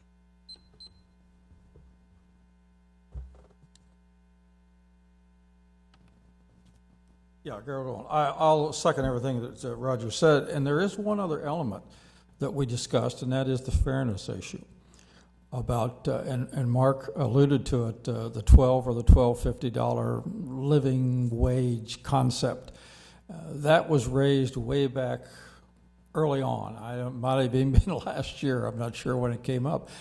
But there's an example, Commissioner Townsend, of Tarpon, of how we massage these things in working with them. We didn't necessarily make a recommendation at that time. By God, we've got to have a $15 living wage. The concept came up. Mark says, I don't think we're ready to go that far, but $12.50, we think as we move ahead we can work. So we massaged the numbers, and it came back once or twice to us, and he kept massaging the numbers to where he could do all things to all people. Not how somebody picked off, it's important at the top. Mark himself as the city manager, but also the issue of a living wage for all employees in the city. And that's a handsome task to take that on. But what you have before you is at least an attempt to do that, and it's going to take some more massaging in further years. Thank you. Any other comments? Mr. Mayor? Yes, sir. Two things for clarity. One is in talking about the city clerk as a charter employee, does the 3% raise for her, does that also encompass the deputy city clerk, or how are we treating that? Is she also? No, she's in this. There's two people you approve. Only two people you approve. The city clerk, not the deputy city clerk. Deputy city clerk is already in the classification where that is. And then one other comment in relation to salary analysis, or as we're looking at other cities and things like that. I just want to make sure that we're not pigeonholing ourselves just to looking at like department heads, or management levels, because I feel like, and I'll use the public works guys again as an example. I mean, a welder position today is certainly not nearly in demand, or certainly more in demand in the higher value position than it was 5 years ago. So I just want to make sure that as we're becoming more advanced with the reverse osmosis plan and other things that we do as the city grows and improves, I want to make sure that we're not just looking at, the upper levels to make sure that our salaries, are in line, but also staying in front of, and that's part of what the department heads can do in terms of saying like, hey, look, my welder guys are worth way more today than they were 5 years ago. And that could, I just use that position as an example. That could be something, from the reverse osmosis plant moving forward. But I just want to make sure that we're looking at those guys too and understand that, those levels are increasing as the demand's increasing, et cetera. So, in fact, those are the ones we pay major attention. In fact, are they the welders? Department would the positions like that going along, and the lower ones. I'm sure they'll tell you that we look at those far more than management and stuff. But we do those ones, and again, what we're starting people off in the lower ones, that's been a big concern. And those middle ones, the ones in the mans, whether it's welders 1 year or some kind of technical ones, that's why it's kind of subtle. But when you see the reorganization like water or something, you see the different moving of grades and stuff. All that stuff, you've done so much as a commission in getting those people that have the skills right in the middle or even towards the lower. In almost every organization you've done the last 2 or 3 years, you have been bringing those people up. Aside from this, there's been this, but you've also been bringing those people up when you do reorgs and you do those reclassifications. That whole purpose is to bring those people that you're talking about up in there. I know we've been bringing everybody up. I just want to make sure we pay attention to like, you know, changes or advancements in people's education or, you know, the demand for that particular position. And I just use a welder as an example because I know that's something that's, you know, in today's term, you know, welders are making a ton of money and they're in huge demand, and they're not, you know, the position today is not what it was 3 or 4 or 5 years ago. Right. So. Yeah. Thank you. Commissioner Panther, you made a motion? Yes. Okay, do we have a second? Second. Any more, commission comments? No. Roll call, please. Commissioner Slattery? Yes. Commissioner Sieber, Yes. Commissioner Banther? Yes. Vice Mayor Terapany? Yes. Mayor LaHousas? Yes.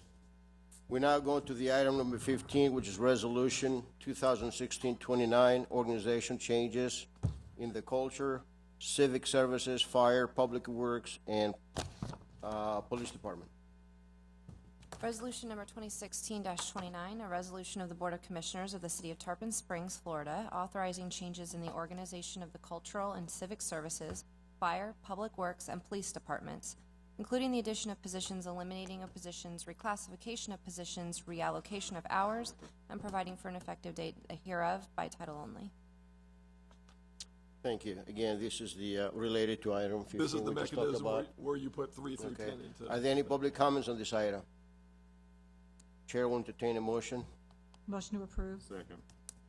Any addition, commission comments? No. Roll call, please. Commissioner Slattery? Yes. Commissioner Sieber, Yes. Commissioner Banther? Yes. Vice Mayor Terapany? Yes. Mayor LaHousas? Yes. We now go to the item number 17, which is the ordinance 2016-09, LDC amendment, Article 13, Section 226, Board of Adjustments, number of alternates. This is a second reading. Ordinance number 2016-09, an ordinance of the City of Tarpon Springs, Florida, amending Appendix A, Comprehensive Zoning and Land Development Code, Article 13, Section 226 of the Code of Ordinances of the City of Tarpon Springs, Florida, to amend the number of alternate members of the Board of Adjustment for consistency with the city charter and providing for an effective date by title only. Thank you. Do we have any additional information on that? No, there's not been no additional information since first reading, but I can answer any questions if you have them. No. Are there any public comments on this item? Here none. Any commission comments? I entertain a motion. Motion approved. Second. Roll call, please. Commissioner Slattery? Yes. Commissioner Sieber, Yes. Commissioner Banther? Yes. Vice Mayor Terapany? Yes. Mayor LaHousas? Yes. Item number 18, which is the ordinance 2016-10, LDC amendment, Article number 2, Sections 25.04 and 25.17, amendment to allow new uses through conditional use process. And again, this is a second reading. Ordinance number 2016-10, an ordinance of the City of Tarpon Springs, Florida, amending Appendix A, Comprehensive Zoning and Land Development Code, Article 2, Section 25.04, Conditional Residential Mixed District, CRM, and 25.17, Industrial Restricted District, IR, of the Code of Ordinances of the City of Tarpon Springs, Florida, to amend uses allowed by conditional use and providing for an effective date by title only. Thank you. Do we have any new information? No, there's no new information, but I can answer any questions if you have any. Thank you. Are there any public comments on this item? Chair will entertain a motion. Motion to approve? Any commission comments? Second. Roll call, please. Commissioner Slattery? Yes. Commissioner Sieber, Yes. Commissioner Banther? Yes. Vice Mayor Terapany? Yes. Mayor LaHousas? Yes. We're now going to the item number 19, which is discussion of fiscal year 2017 budget. Mr. Licorice. Yes. The sheet of paper that you have at each of your places, that gives you where we are right now, coming into the part where we've got our, obviously, 2 public hearings in September. What I've done from our budget meetings, I've incorporated the LEPA Ratton and the marketing study. That was that discretionary money that you had, the $35,000. I just incorporated that in, so right now that is in your budget. The other adjustments you see on there are just some adjustments we've made since the time we met on July 26th. The important note of that is the bottom line is still your balanced budget that you wanted. You'll see next week one of the biggest increases we had. We do have a workman's compensation increase. That was very well expected with Florida Supreme Court or whoever overturned the limit on lawyers' fees for workman's comp. Once that got eliminated, we knew those workman comp rates were gonna skyrocket, because now that's a money thing. So we knew those were going up. I think you'll see next week when it comes before you, I think it's 19, whatever that number represents, about 19%. We went back into the budget and we found that money, so that's not gonna change. That's not changing your bottom line. We've still got a balanced budget, so those are the things you see on the sheets, the different minuses and pluses that's happened since we met the 26th. And with that, we have, right now, going into our public hearings, with those things incorporated, we've got our budget, and it's balanced. Again, the opportunity tonight, like we did the last couple of years, is put it on for discussion one more time. If there's anything else we want to deal with, then we can deal with it tonight. If there's any changes, things to go off or to do, we can do it. Again, right now we've got a set budget, but again, we can make changes all the way through the public hearings and everything and go with it stuff. The last issue I want to address is the millage rate. Obviously, we've got a great budget we're presenting. We finally got a balanced budget. We're presenting it, but probably the most discussion we're having is what to do with the millage rate. I think we ended the last budget meeting at the very end. I'd given you a range comfortable with. At the end, we had talked about a mid-range of 5.42. That's a possibility. So what I gave you at the bottom of the page and what I think as of right now is going to be my recommendation. Obviously, if you look what everything the board said, we're kind of split right down the middle. It's kind of, it's really split. The concern of let's leave it and see what's going. The concern of we've got availability to at least reduce it a little bit. It's right down the middle. If you're looking what some of the other cities are doing, that's right down the middle. There are a few that are making whatever you want to call it. Some call it political, some call it symbolic, but some call it, hey, we're reaching the opportunity where we can give a little back. We're giving a little back. Right now it's pretty split. The cities that are staying the same and the cities who are giving back a little bit. I think the most is maybe 1/10 of a drop in the millage rate. For instance, the compromise proposal we kind of end up with 5.42 is 3/100ths of a drop. That's probably, if you average right now what the different cities are doing, you're probably close to 0.3 or 0.4, which is going to be the averages of the cities that are staying in there. So everywhere we get and going back and forth on this, we come with something in the middle. So right now, from looking at everything, looking again, some of the cities like Safety Harbor, Pinellas Park, and St. Pete, who are doing just a minimal drop, but they felt it important at least to drop it a little bit. To those cities, I think Largo, Clearwater, and some other ones who are keeping it the same. I just think the middle position and probably the recommendation that's going to make is that 5.42 to go to. I can accomplish that if I bring your budget in at 99.79% of expenditure, which, I'm very comfortable at that number. Might be going down to 5.39 a little bit, but I'm very comfortable at that number to be able to do if we want to do. And, I just hate to have a split and have 3-2 votes and have this, but I think if you look at, for me, looking at everything, and I'm not one, and probably some people are cringing at me ever asking for anything less on the thing, but we do need to realize as a full-service city, we are going to be around the area of 5.40, give or take maybe 3, 4, 5. I mean, that's where we're going to be to operate as full. We're not going to get down in the 5.15, 4.9s. We're not going to get there. We can get there, but you're going to take a cut in services and a cut of what we offer, and I think what we offer here is far more appealing than what it is to cut it. So those who think we're going to get down, we're not going to get there. Obviously, we've already heard we've got public safety people added and fire and police, and that's going to be costly. We've got to do it the next 3 to 5 years. We have to remember starting next year, we are going to start to lose. In fact, next year we'll lose 4/100% that we could have lowered the millage rate, but it's going towards the contribution for the new emergency room at the hospital. I mean, that's just fact. So we've got those factors coming up that there's not going to be a big drop. I mean, we may be able to drop some, but the importance of us and what makes us appealing to the people that come here is our parks, is our services, is our response, to have enough people to go in. And to that, and to be a full-service city, we're going to need to be like Pinellas Park, Largo, and the other ones, and the other three that are in the middle, us, Pinellas Park, and Largo, are all between that 5.35 and 5.55. They're all in between there, so you're going to be somewhere in there and stuff. But we do have the opportunity to drop it, the 3 points, and I think bring it in and go. So that's probably where my recommendation is going to be when we go to the votes and the public hearings, that when you vote, that'll be go. Because I just think that's the middle ground of every piece of evidence I've been able to gather.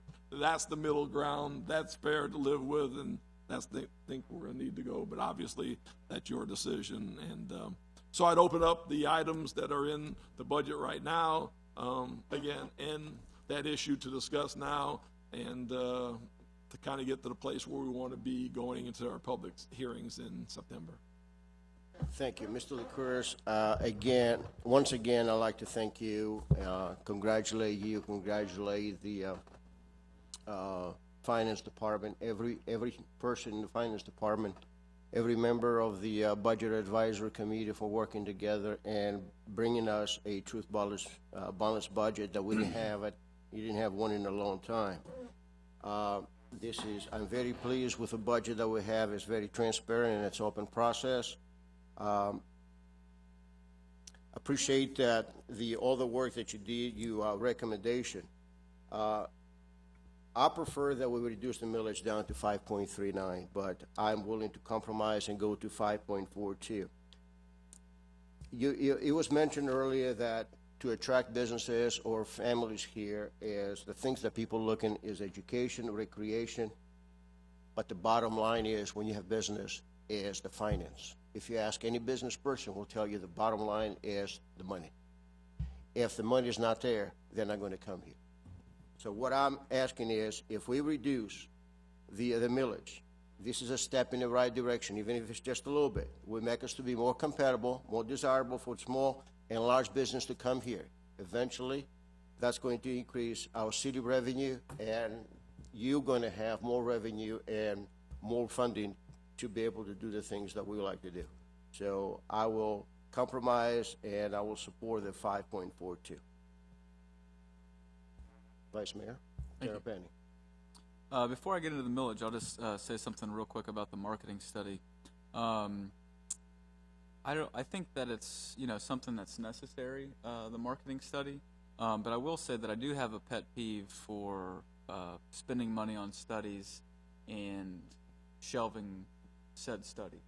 So, I mean, to me, that's it's just a pet peeve that drives me crazy. I mean, we've done it sometimes in large quantities of numbers for studies, and we've kind of gotten away from that, which I'm appreciative of, and gone with more in-house approach, which is great.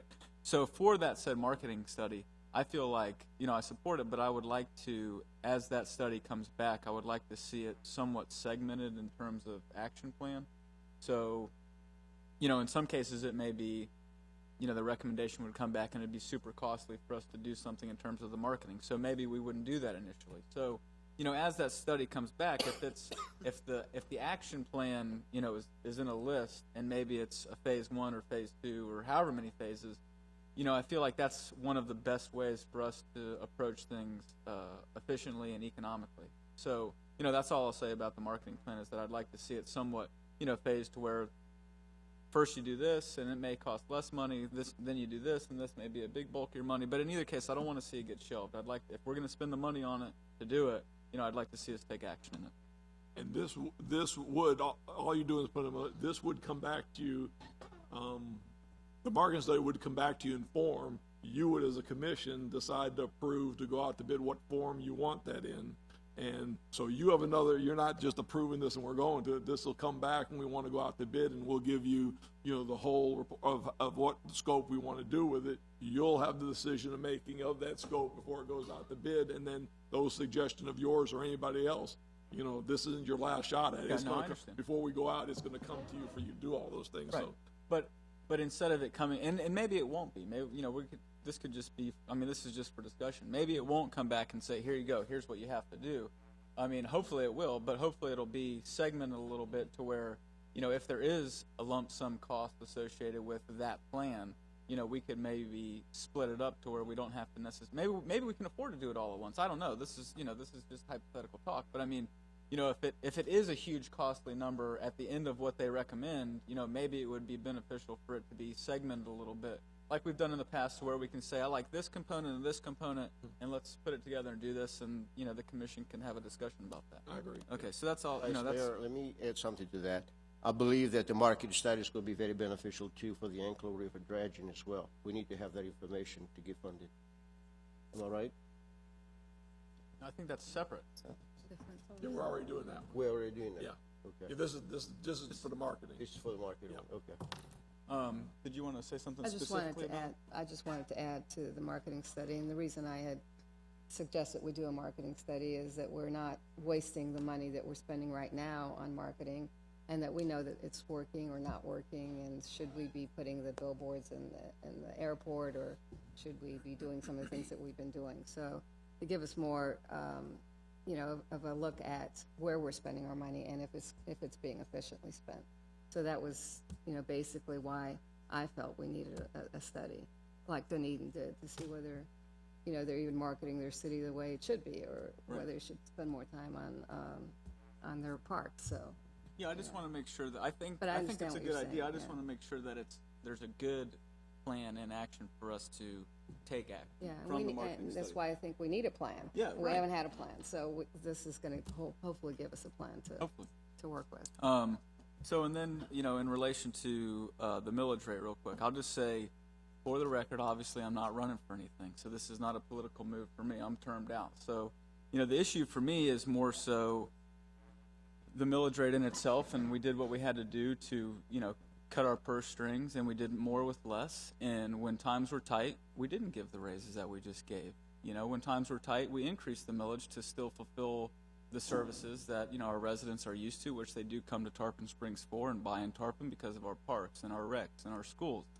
That said, I feel like I've made a pretty fair living selling Tarpon Springs in terms of to residents, to businesses, to industry, and I will tell you that while they ask about the parks and the schools and the educations, like the mayor said, it is still very much about expenses.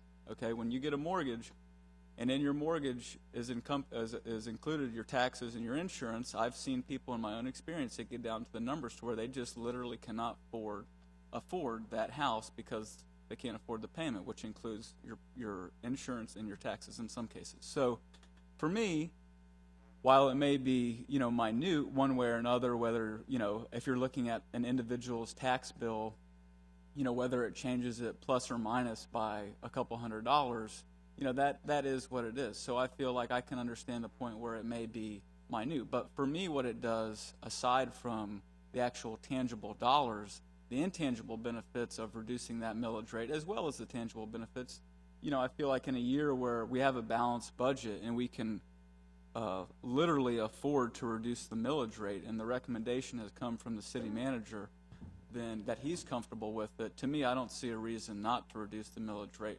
by this much. Or, if it was to increase it and I felt like it was a time when we needed to increase it, then I wouldn't have a problem doing that. So for me, I would support more, but I can compromise because I feel like on items like the millage rate and other items of importance, it's important for this board to be unified in terms of a vote and not be split. I would be willing to compromise at the 5.42 as well. Thank you. Commissioner Pfeffer. Yes, thank you. I want to thank Mark and my colleagues for putting in the $5,000 for Leaper Ratner. I think that's fair, and it's not as much as they asked for, but it's what we paid last time, correct, Mark? We need to make sure that we do follow up with them and that we get those benefits that they offer for our employees, because that's part of the sell of this. I have the same concerns as the Vice Mayor about the marketing study. It is crucial and needed, but I do want to make sure that it's put to good use. I don't know much about marketing or marketing studies. It seems like a lot of money, but I assume that's industry average if you put it in there. And I know Commissioner Sieber has echoed this from day one, and all of us, and the Budget Advisory mentioned having a point person. But as we look to hopefully growing budgets, as in growing revenues, I really think we do need to start looking at having some kind of, whether it's a marketing service, a part-time marketing person. Karen Lemons can only do so much, and things like that. I really think that we need to start bringing that on, as we're getting to that level of growth in this city, where I think we could benefit from that. So maybe that's a person or a firm we contract with or whatever, but I think as we look forward towards the next budget, we have to consider that. My only question for Mark is for the fire station, the flooring and different repairs and such, you mentioned, do you still think one of the stations can still be in this year's budget, or how are we doing Yes. that? Is that with penny money we're doing that with, or? That'll be, it depends on the scope, because some things are Okay. covered, some things are covered, some things are not. But I still think there'll be either project, Ron's not optimistic, but I still think we're gonna have some more carryover. One place we might have is more carryover than we anticipate, which would give us money to add those projects in. Okay. Or as we do projects, as I said and emphasized to you, I'm not kidding, every week we're looking at the budget and looking, hey, this project came in 10,000 under. Where is our need for that 10,000? So I am pretty positive that we'll find, either through rollover from the budget that's not expected, or those windfalls of things we don't see now, and all we need is a few 10, 15,000 projects that come in, or expenditures that are less, and we can definitely do one or probably both of those things. So those are right there.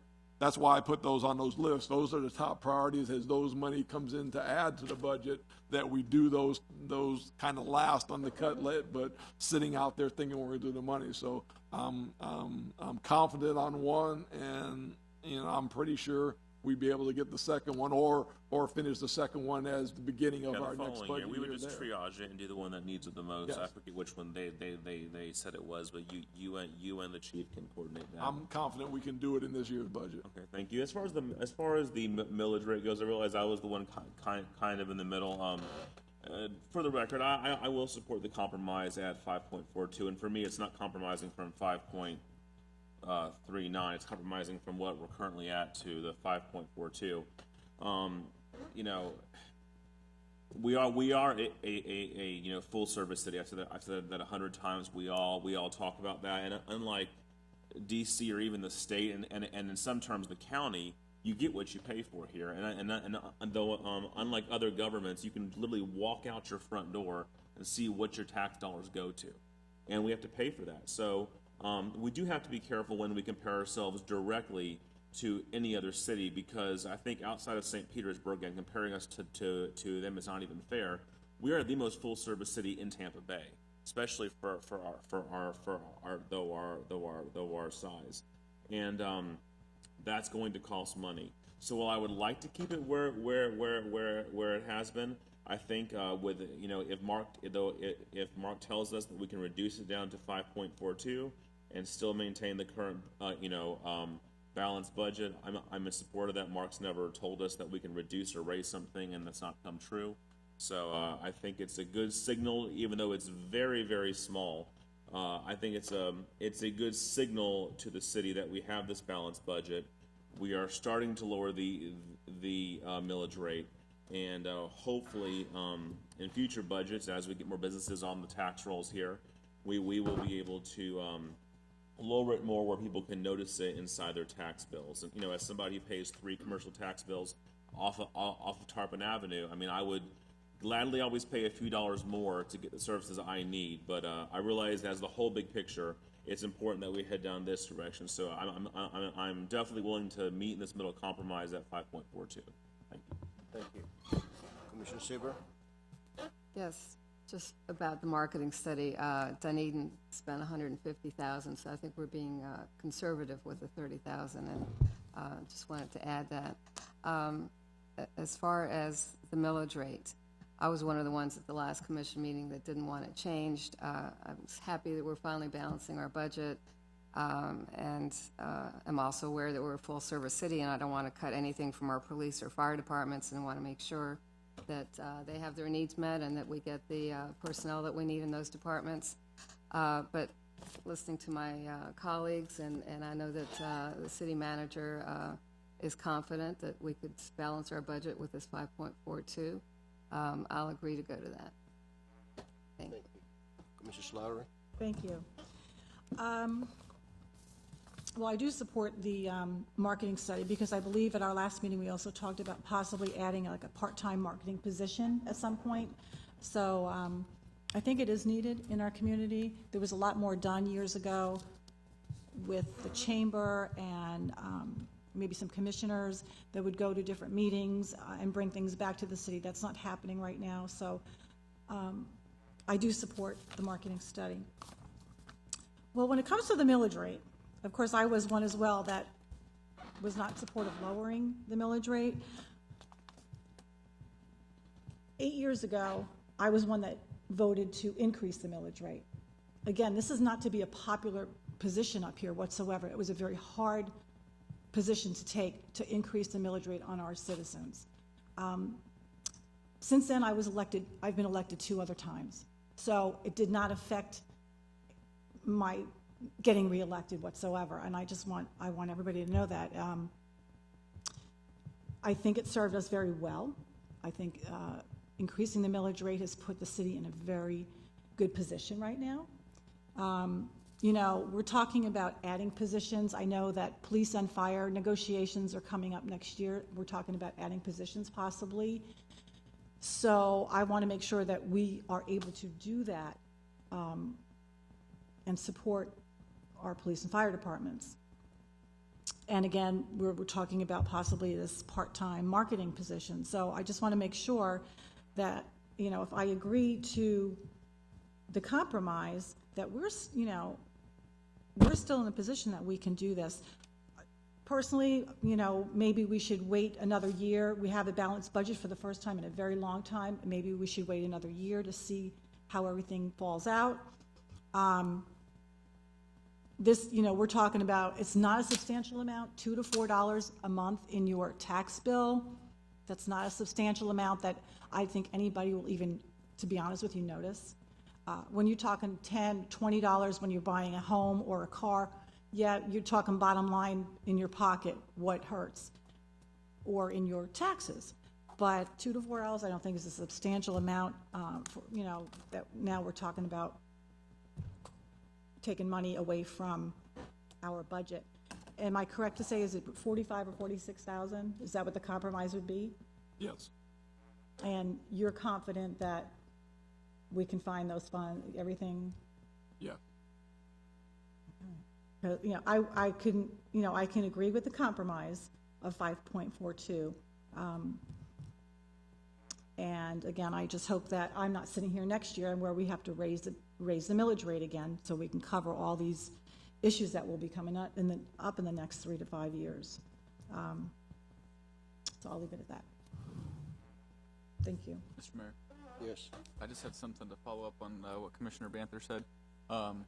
I also want to make sure that we get, you know, our money's worth from Leeper Ratner. So in terms of what they offered for, you know, the corporate sponsorship in exchange for the $5,000. Well, that's all going to come back to you when we have a final agreement of what that is. Yeah, I just want to make sure, because I mentioned to Connor, first of all, I'll just say that the corporate sponsorship for the Leeper Ratner Museum was my idea when I was on the board. So it cost us $5,000, unfortunately. But I just want to make sure, though, because when he made his presentation, I told him that, you know, I thought that what they were offering in terms of, you know, employee membership was light. So I just would like for you to carry that message that we want more for the $5,000.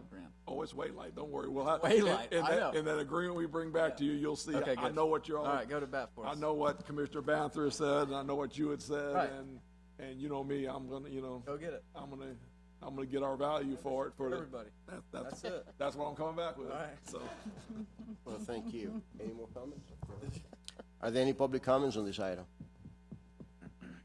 Here none. I'll entertain a motion. That's just discussion. Discussion? Yeah. Just want Okay. to, this is where we are going into the public hearings. All right. Well, that concludes the agenda tonight. Now we're going to the staff comments. Chief? Well, thank you, Mayor. I just want to remind everyone that we are having a majors promotion on August 18th, this Thursday at 1:30, and that's Sergeant Trill. And, you know, when you really look at this, as much as it hurts to lose all that institutional knowledge with Major Templeton, It's an opportunity for the future. By you approving another sergeant's position tonight, we are definitely positioning ourselves for the future. And as chief, I always have to keep my eye on the future. You can't look back. So, in a sense, as Commissioner or Vice Mayor Tarpon said, it's a loss, but it's also a gain because all these people now coming up through the ranks get to get promoted and, you know, move our department into the future. So, and we also appreciate the addition of one police officer. It's been in our strategic plan, so we continue to just move forward and gear our department for the future. So thank you. While they're doing their schedules, I know some's gonna be gone, but do we have a tentative date that we're thinking about when you decide on the sergeants? Probably the following Thursday, like we talked about, around 11:30. Yeah, but this was gonna be more, so we're talking about, I think, the 25th. Is that This Thursday Yep. will be Major Trill's promotion will be at 1:30 the 18th. On the 25th, probably at 11:30-ish, Right. with the time will come out to you, just if you're calendaring, that'd probably be the promotion for the 2 sergeants that Right. you approved tonight. And we'll keep you updated on that, and I'll let you know who we promote. It'll probably be sometime this week. Thank you. Thank you. Madam City Attorney. No comments. The liqueurs. No comment. Madam City Clerk. No comment. Nothing? Okay. Vice Mayor Tarapani. No comments. Commissioner Panther. Thank you. Well, I don't usually comment, so I will. We have our Citizens Academy tomorrow night, and I got to go last week as the mayor was there, and Mark and a few other people here, I think. And I will say, not to diminish the first class, I know we have at least one person here from the first class, but I really think, and I encourage everyone, I know the commission's sharing some of the duties for introducing, I'm going to be that person tomorrow. It is the most unique cross-section of Tarpon Springs of 25 people I've ever seen. You got people that have been here longer than I've been alive, and you got people that just came in the past year. So, and again, this was just an idea that I had, and to be honest, I wasn't sure how accepted it would be. And thank you to the clerk's office and staff for continuing to grow that program. And I just think it's crucial. But I was just so pleased when I heard this time we did like an intro. You stood up and said like where you're from, how long you've been in Tarpon, whatever. And I was just amazed there was that cross section of Tarpon Springs in one room. So hopefully that continues to funnel through to our advisory boards. And I will mention tomorrow when I open up the classroom day or whatever that you know, because I think it's finance tomorrow night, right, Madam Clerk?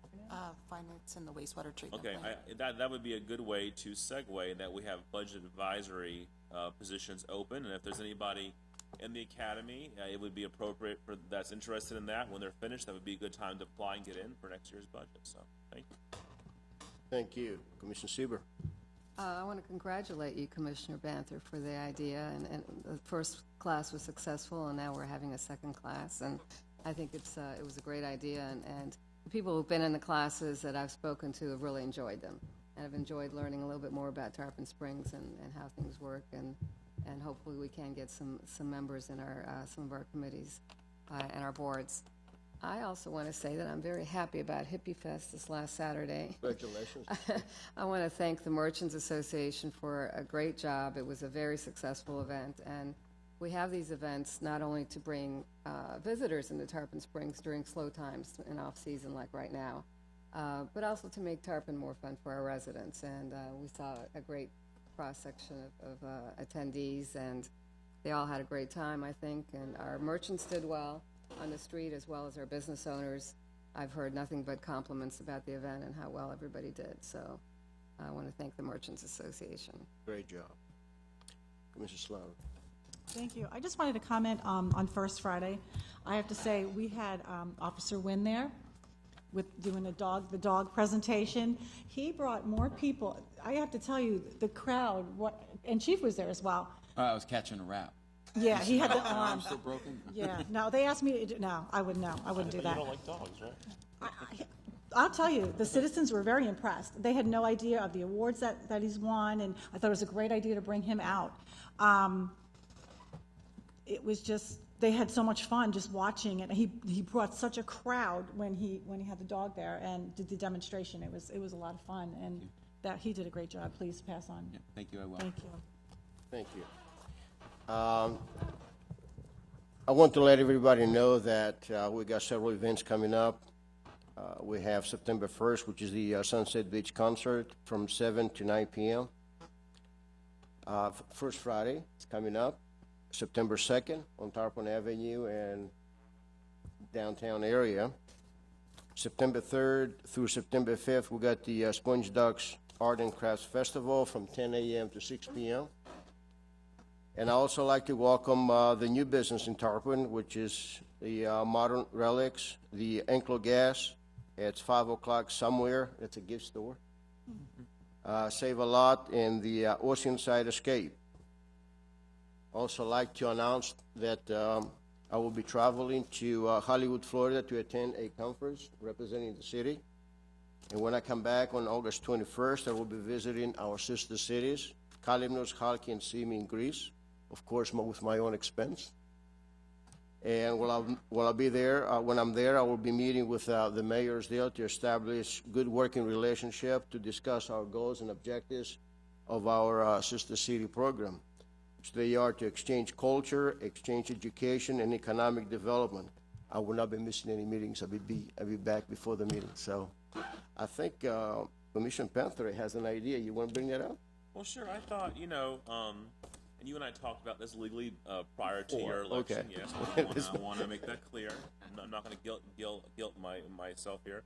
That I think next year we should look into the possibility of some commission-wide trip there. I don't know how that would look like, how we'd get the fundraising for it, because obviously we can't use taxpayer dollars and staff travel and whatnot. But I definitely think it's something that we should consider and see what sources outside the city we have to pay for that. And really, I don't think that's been done before in Tarpon Springs. I know Clearwater recently did one. Theirs is in Japan, I think, and other cities as well. But I think it would be a neat thing, and since you're, that's like your second hometown right there, so I think it would be a great event and very educational. Of course, we don't know the restrictions you have with the Sunshine Law. Maybe we need to take the city attorney with. There you go. No objection here. Well, that concludes our regular session. Excuse me, could I add one I'm thing? sorry, sure, go ahead. Night in the Islands, since we were talking about the events, Night in the Islands was rescheduled for this Saturday, so it'll be Saturday on the docks. Great. And I'll go to Columnos and Hockey and whatever, See, there you go. whatever islands you want to go to. Is the city attorney willing to come? Because we might need a person to, Yeah. I'll have to go get my my license in Greece so that I can advise you over there. oh, okay, all right, I'll have to spend some time there beforehand and then, good. Pay for my own trip. All right, well, that concludes our regular session, and it's adjourned at 8:35.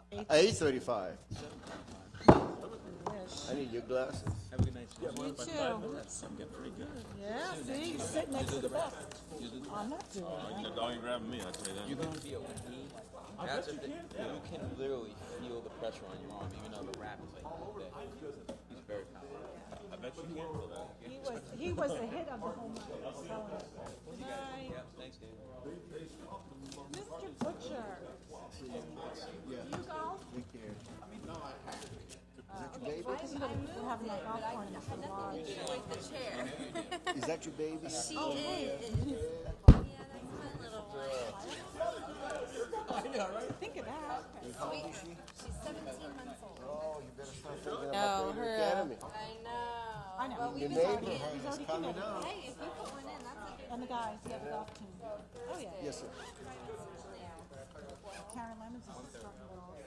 Get me to Greece? Is that what's going to happen? Yeah, I'm gonna tell Jay, he's gotta stay but here. You need to go to All right, sounds good to me. I think so, too. Yeah. Have a good night, Mark. Thank you. She took care of it ahead of Blessings, time. huh? Thank you, thank you. I think it was good. I think it's good. Thank you.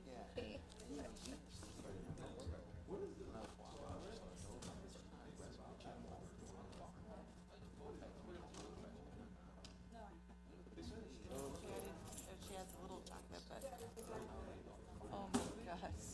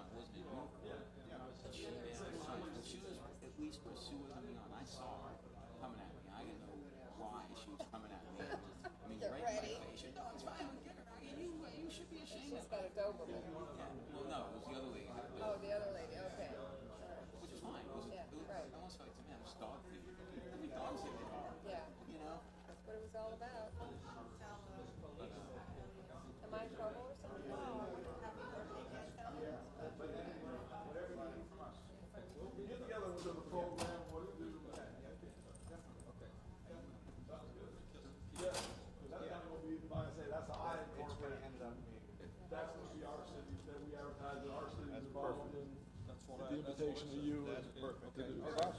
I see you. Okay. I'll talk to you more about that accreditation thing.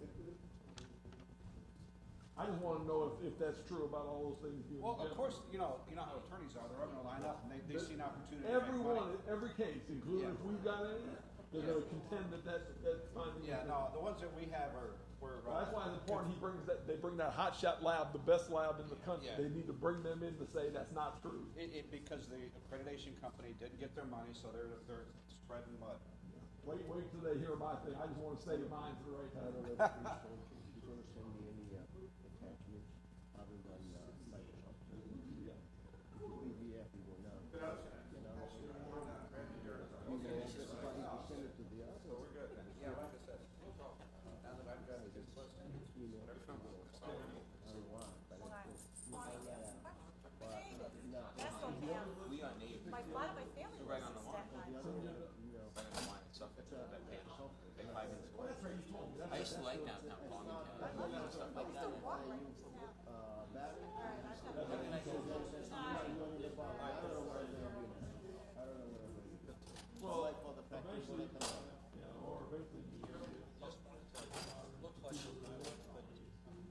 Anyway, I was just gonna tell you, we have some.